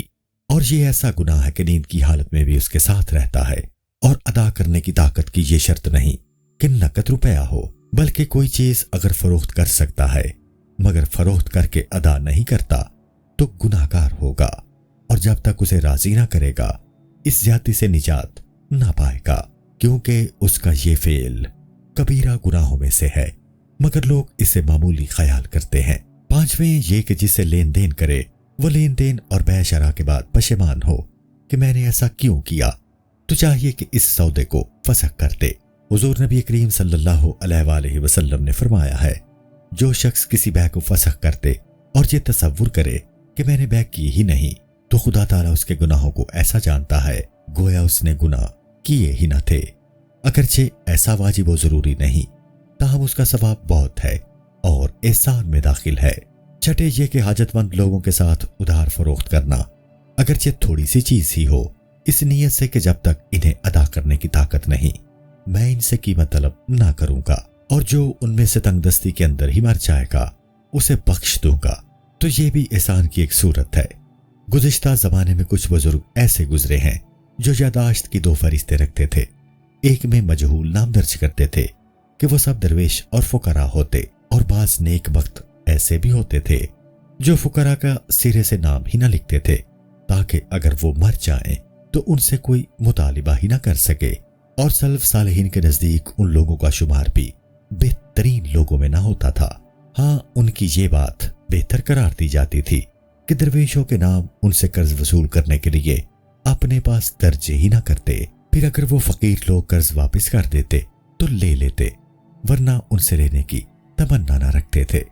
معاملات میں اعلیٰ کردار کے مالک ایسے اہل دین گزرے ہیں، اور سچے دینداروں کا درجہ اور مقام ان دنیوی معاملات سے ہی معلوم ہوتا ہے۔ دین کی حفاظت کے لیے جو شخص شبہ کے درہم پر بھی لات مار دے، در حقیقت ایسا ہی شخص دینداروں میں سے ہے۔ 5واں باب دنیا کے معاملات میں دین پر شفقت کو ملحوظ رکھنے کے بیان میں یہ بات ذہن نشین رکھنی چاہیے کہ جسے دنیا کی تجارت دین کی تجارت سے غافل کرے وہ بدبخت ہے، اور اس کا حال اس شخص کی مانند ہے جو سونے کا کوزہ دے کر مٹی کا کوزہ لے، اور دنیا مٹی کے کوزے کی مانند ہے جو بدصورت اور جلد ٹوٹ جاتا ہے، اور آخرت سونے کے کوزے کی طرح ہے جو بہت خوبصورت بھی اور دیرپا بھی ہوتا ہے، مگر آخرت کے لیے تو کبھی فنا ہی نہیں، اور دنیا کی تجارت آخرت کا توشہ بننے کے لائق نہیں، بلکہ بہت کوشش کی ضرورت ہے کہ کہیں دنیا کی تجارت دوزخ کے راستے پر ہی نہ ڈال دے، اور آدمی کا سرمایہ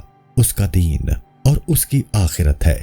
ہرگز نہیں چاہیے کہ انسان اس سے غفلت اختیار کرے اور دین کے بارے میں شفقت کی راہ پر نہ چلے، اور ہمیشہ تجارت دینیوی اور ذمہ داری کے کاموں میں ہی ڈوبا رہے، اور دین پر یہ شفقت اس وقت ہو سکتی ہے جبکہ 7 باتوں میں احتیاط کرے، اور یہ نیت کرے کہ بازار اس لیے جاتا ہوں کہ اپنے اہل و عیال کی روزی فراہم کروں تاکہ لوگوں کی محتاجی سے بے نیازی حاصل ہو اور مخلوق سے کسی قسم کا طمع نہ رہے، تاکہ اس قدر روزی اور فراغت میسر آ جائے کہ دل جمی کے ساتھ خدا تعالیٰ کی عبادت کر سکوں اور آخرت کے راستے پر چل سکوں، اور یہ نیت بھی کرے کہ پورا دن لوگوں کے ساتھ نصیحت، شفقت اور امانت سے پیش آؤں گا، اور یہ نیت بھی کرے کہ امر معروف اور نہی منکر کروں گا، اور جو خیانت کا مرتکب ہو اسے باز رکھنے کی کوشش کرے، اس پر راضی اور خوش نہ ہو۔ جب ہر صبح اس طرح کی نیتیں کر لیا کرے تو اس کے دنیا کے کام بھی ہمارے آخرت میں ہی متصور ہوں گے، اور دین کا نقد نفع ہاتھ آئے گا، اور اگر دنیا کی کوئی چیز بھی میسر آ جائے تو یہ اس پر مزید نفع ہے۔ دوسرا یہ کہ اس بات کا یقین رکھے کہ اس کی ایک دن کی زندگی بھی نہیں گزر سکتی جب تک کہ کم از کم 1000 افراد اس کے مختلف کام انجام نہ دیں، جیسے نان بائی، کاشتکار، جولاہا، روٹی بیچنے والا اور دوسرے بہت بے شمار لوگ، یہ سب اس کا کام کرتے ہیں، اور اسے ان سب کی حاجت و ضرورت ہے، اور یہ نامناسب ہے کہ دوسروں سے تو اسے نفع اور فائدہ پہنچے مگر اس سے کسی کو نفع نہ پہنچے، کیونکہ اس دنیا میں سب لوگ مسافر ہیں، اور مسافروں کو چاہیے کہ ایک دوسرے سے تعاون کریں اور ایک دوسرے کے مددگار بنے۔ نیز یہ بھی نیت کرے کہ میں بازار جاتا ہوں تاکہ ایسا کام کروں جس سے مسلمانوں کو راحت و آرام پہنچے، جس طرح دوسرے مسلمان کام کاج میں مصروف ہیں، کیونکہ تمام پیش فرض کفایہ ہیں، اور یہ نیت کرے کہ میں ان فرائض میں سے کسی ایک فرض کی بجا آوری کروں گا، اور اس نیت کی درستی کی نشانی یہ ہے کہ ایسے کام میں مشغول ہو جس کی لوگوں کو حاجت و ضرورت ہو کہ اگر وہ کام نہ کیا جائے تو لوگوں کے کام میں خلل واقع ہو۔ زرگری، نقاشی، کچکاری وغیرہ کا پیشہ اختیار نہ کرے کہ یہ سب دنیا کی آرائش و زیبائش ہے۔ ان پیشوں کی کچھ حاجت و ضرورت نہیں اور ان کا نہ کرنا بہتر ہے، اگرچہ مباح ہے، لیکن مردوں کے لیے ریشمی کپڑا سینا اور اس پر مردوں کے لیے سونے کا کام کرنا حرام ہے۔ اور جن پیشوں کو سلف صالحین مکروہ و ناپسند جانتے ہیں ان میں ایک غلے کی تجارت، دوسرا کفن فروشی کا پیشہ ہے، قصاب و صراف جو سود کی باریکیوں سے اپنے آپ کو مشکل سے ہی بچا سکیں، اسی طرح لوگوں کو سینگی لگانے کا کام جس میں یہ گمان ہو کہ فائدہ ہوگا یا نہ ہوگا، نیز جاروب کشی اور چمڑا رنگنے کا کام جس میں کپڑے پاک رکھنا مشکل ہو بھی کمینہ ہمت ہونے کی دلیل ہے، اور مویشی چرانے کا پیشہ بھی اسی حکم میں ہے، اور دلالی کا پیشہ جس میں ان بسیار گوئی کا مرتکب اور بعض اوقات کسی پر زیادتی کرنے پر مبتلا ہوتا ہے اس سے بھی پرہیز کرنا بہتر ہے۔ اور حدیث شریف میں وارد ہے کہ بہترین تجارت کپڑے کی تجارت ہے اور بہترین پیشہ خرازی کا پیشہ ہے، یعنی چھاگل اور مشق وغیرہ سینا۔ حدیث شریف میں ہے کہ اگر جنت میں تجارت ہوتی تو بزازی کی تجارت ہوتی، اور اگر دوزخ میں تجارت ہوتی تو صرافی کی ہوتی۔ 4 پیشے ایسے ہی ہیں جنہیں لوگ حقیر اور کمینے تصور کرتے ہیں، جلاہا ہونا، روٹی بیچنے کا پیشہ، سود کاٹنا اور معلمی کا پیشہ۔ انہیں حقیر جاننے کا باعث یہ ہے کہ ان پیشہ والوں کو لڑکوں اور عورتوں سے واسطہ پڑتا ہے، اور جو شخص کامکل لوگوں سے ملا جلا رہے وہ بھی کامکل ہو جاتا ہے۔ تیسری احتیاط یہ ہے کہ بندہ کو دنیا کا بازار آخرت کے بازار سے نہ روکے، اور آخرت کا بازار مسجدیں ہیں۔ خدا تعالیٰ فرماتا ہے انہیں اللہ کے ذکر سے غفلت میں مبتلا نہیں کرتی سوداگری اور نہ خرید و فروخت۔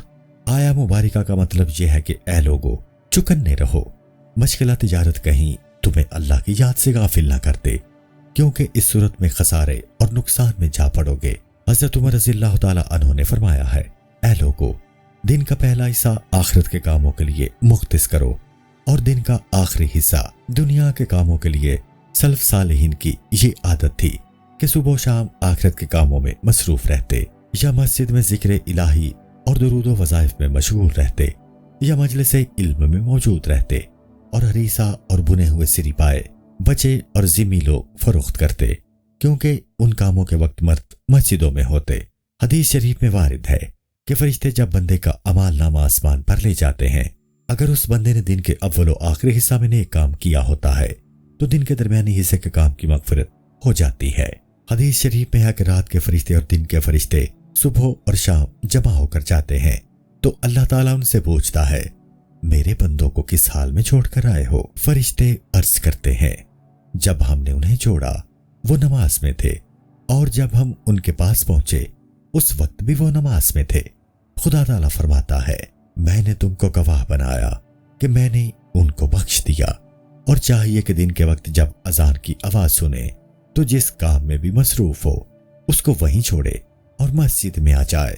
اور آیت تلہیم تجارت کی تفسیر میں آیا ہے کہ یہ وہ لوگ تھے کہ ان میں سے لوہے کا کام کرنے والے نے اگر ہتھوڑا لوہے پر مارنے کے لیے اٹھایا ہوتا اور ادھر سے کان میں اذان کی آواز پہنچتی تو اسے نیچے نہ لاتا، یعنی لوہے پر نہ مارتا، اور چمڑے کا کام کرنے والا اگر ستان چمڑے میں چبوتا ادھر سے اذان کی آواز سنائی دیتی تو اسے باہر نہ نکالتا، اسی طرح چھوڑ کر نماز ادا کرنے چل پڑتا۔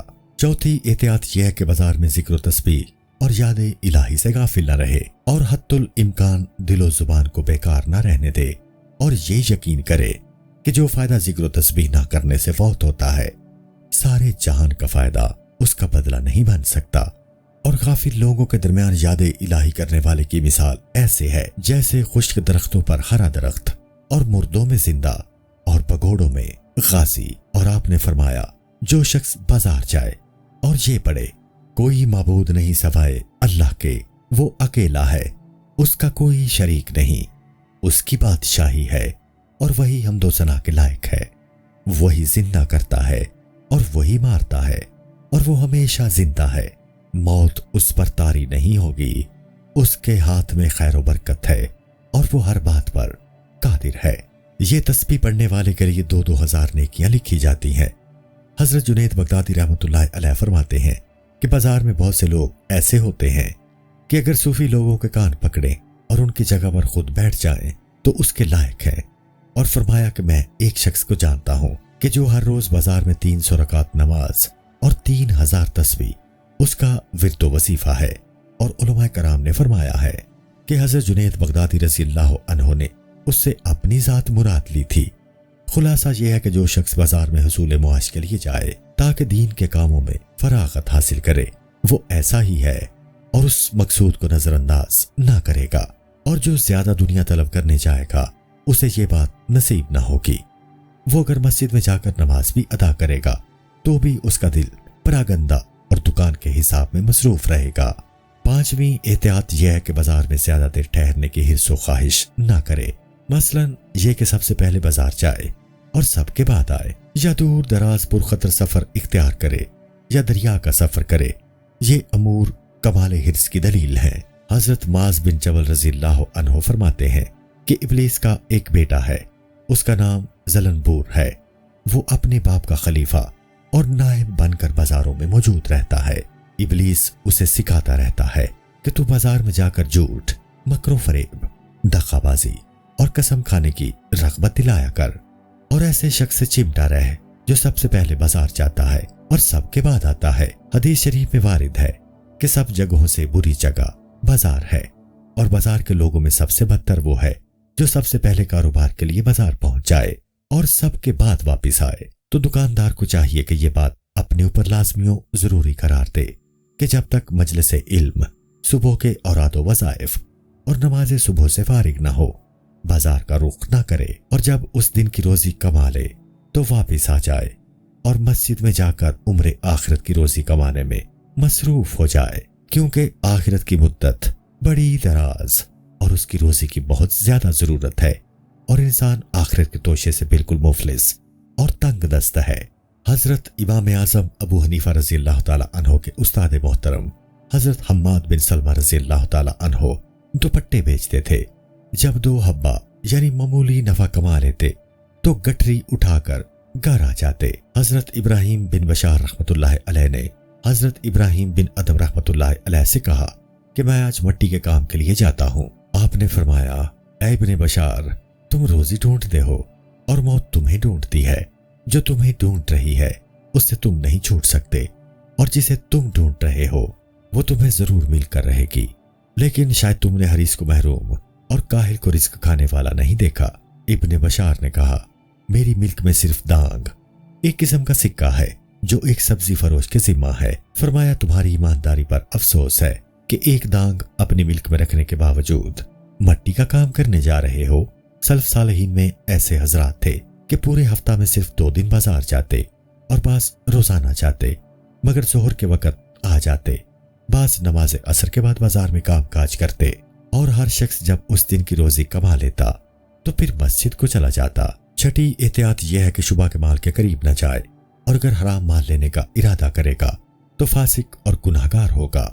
اور جس چیز میں شبہ ہو تو اگر خود صاحب دل ہے تو اپنے دل سے فتویٰ دریافت کرے، مفتیوں سے دریافت نہ کرے، اور یہ بات نادر ہے۔ اور جس چیز سے دل نفرت اور کراہت کرے اسے نہ خریدے۔ ظالموں اور ان کے متعلقین سے لین دین نہ کرے۔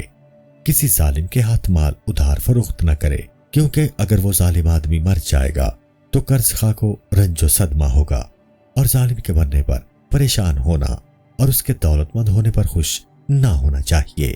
وہ چیز ظالم کے ہاتھ فروخت نہ کرے جس کے متعلق جانتا ہو کہ یہ چیز اس کے ظلم میں معاون ہوگی اور اس کے ظلم میں اضافہ ہوگا، بلکہ فروخت کرنے والا بھی اس ظلم میں شریک ہوگا۔ مثلا ظلم و زیادتی کرنے والوں کے ہاتھ کاغذ فروخت کرے گا تو گناہگار ہوگا۔ غرض کے ہر آدمی سے لین دین نہ کرے، بلکہ جو شخص لین دین کے لائق ہو اسے تلاش کرے۔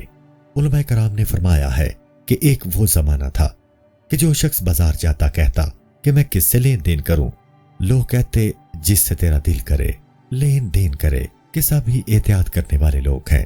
پھر ایک زمانہ آیا کہ لوگ کہتے ہیں سب سے لین دین کر مگر فلاں آدمی سے نہ کرنا۔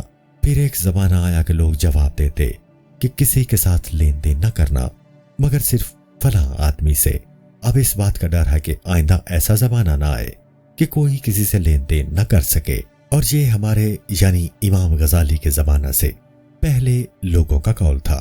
ہمارے امام غزالی علیہ رحمت کے زمانے میں حالت ہو گئی ہے کہ لین دین کرنے میں لوگوں نے بالکل فرق ہی اٹھا دیا ہے اور لین دین میں دلیر ہو چکے ہیں۔ اس کے ساتھ ساتھ ناقص علم اور ناقص دین لوگوں سے جو عوام الناس نے سن رکھا ہے کہ دنیا کا سب مال ایک جیسا ہو چکا ہے اور سب حرام ہے، اب احتیاط ناممکن ہے، تو یہ ایک بہت غلط بات ان کے ذہن میں بٹھا دی گئی ہے۔ بات یوں نہیں ہے، اس کی شرط اس کتاب کے حلال و حرام کے باب میں جو آگے آ رہی ہے بیان کی جائے گی انشاءاللہ تعالی۔ ساتویں احتیاط یہ ہے کہ جس سے بھی لین دین کرے، گفتگو، دینے لینے اور عمل میں اپنا حساب درست اور ٹھیک رکھے، اور یہ یقین رکھے کہ قیامت کے دن ایک ایک کام کے بارے میں باز پرس کریں گے اور عدل و انصاف کا مطالبہ ہوگا۔ حکایت: کسی بزرگ نے ایک تاجر کو خواب میں دیکھا تو دریافت کیا کہ خدا تعالیٰ نے تجھ سے کیا سلوک کیا؟ اس نے جواب دیا کہ اللہ تعالیٰ نے 50,000 صحیفہ میرے سامنے رکھا۔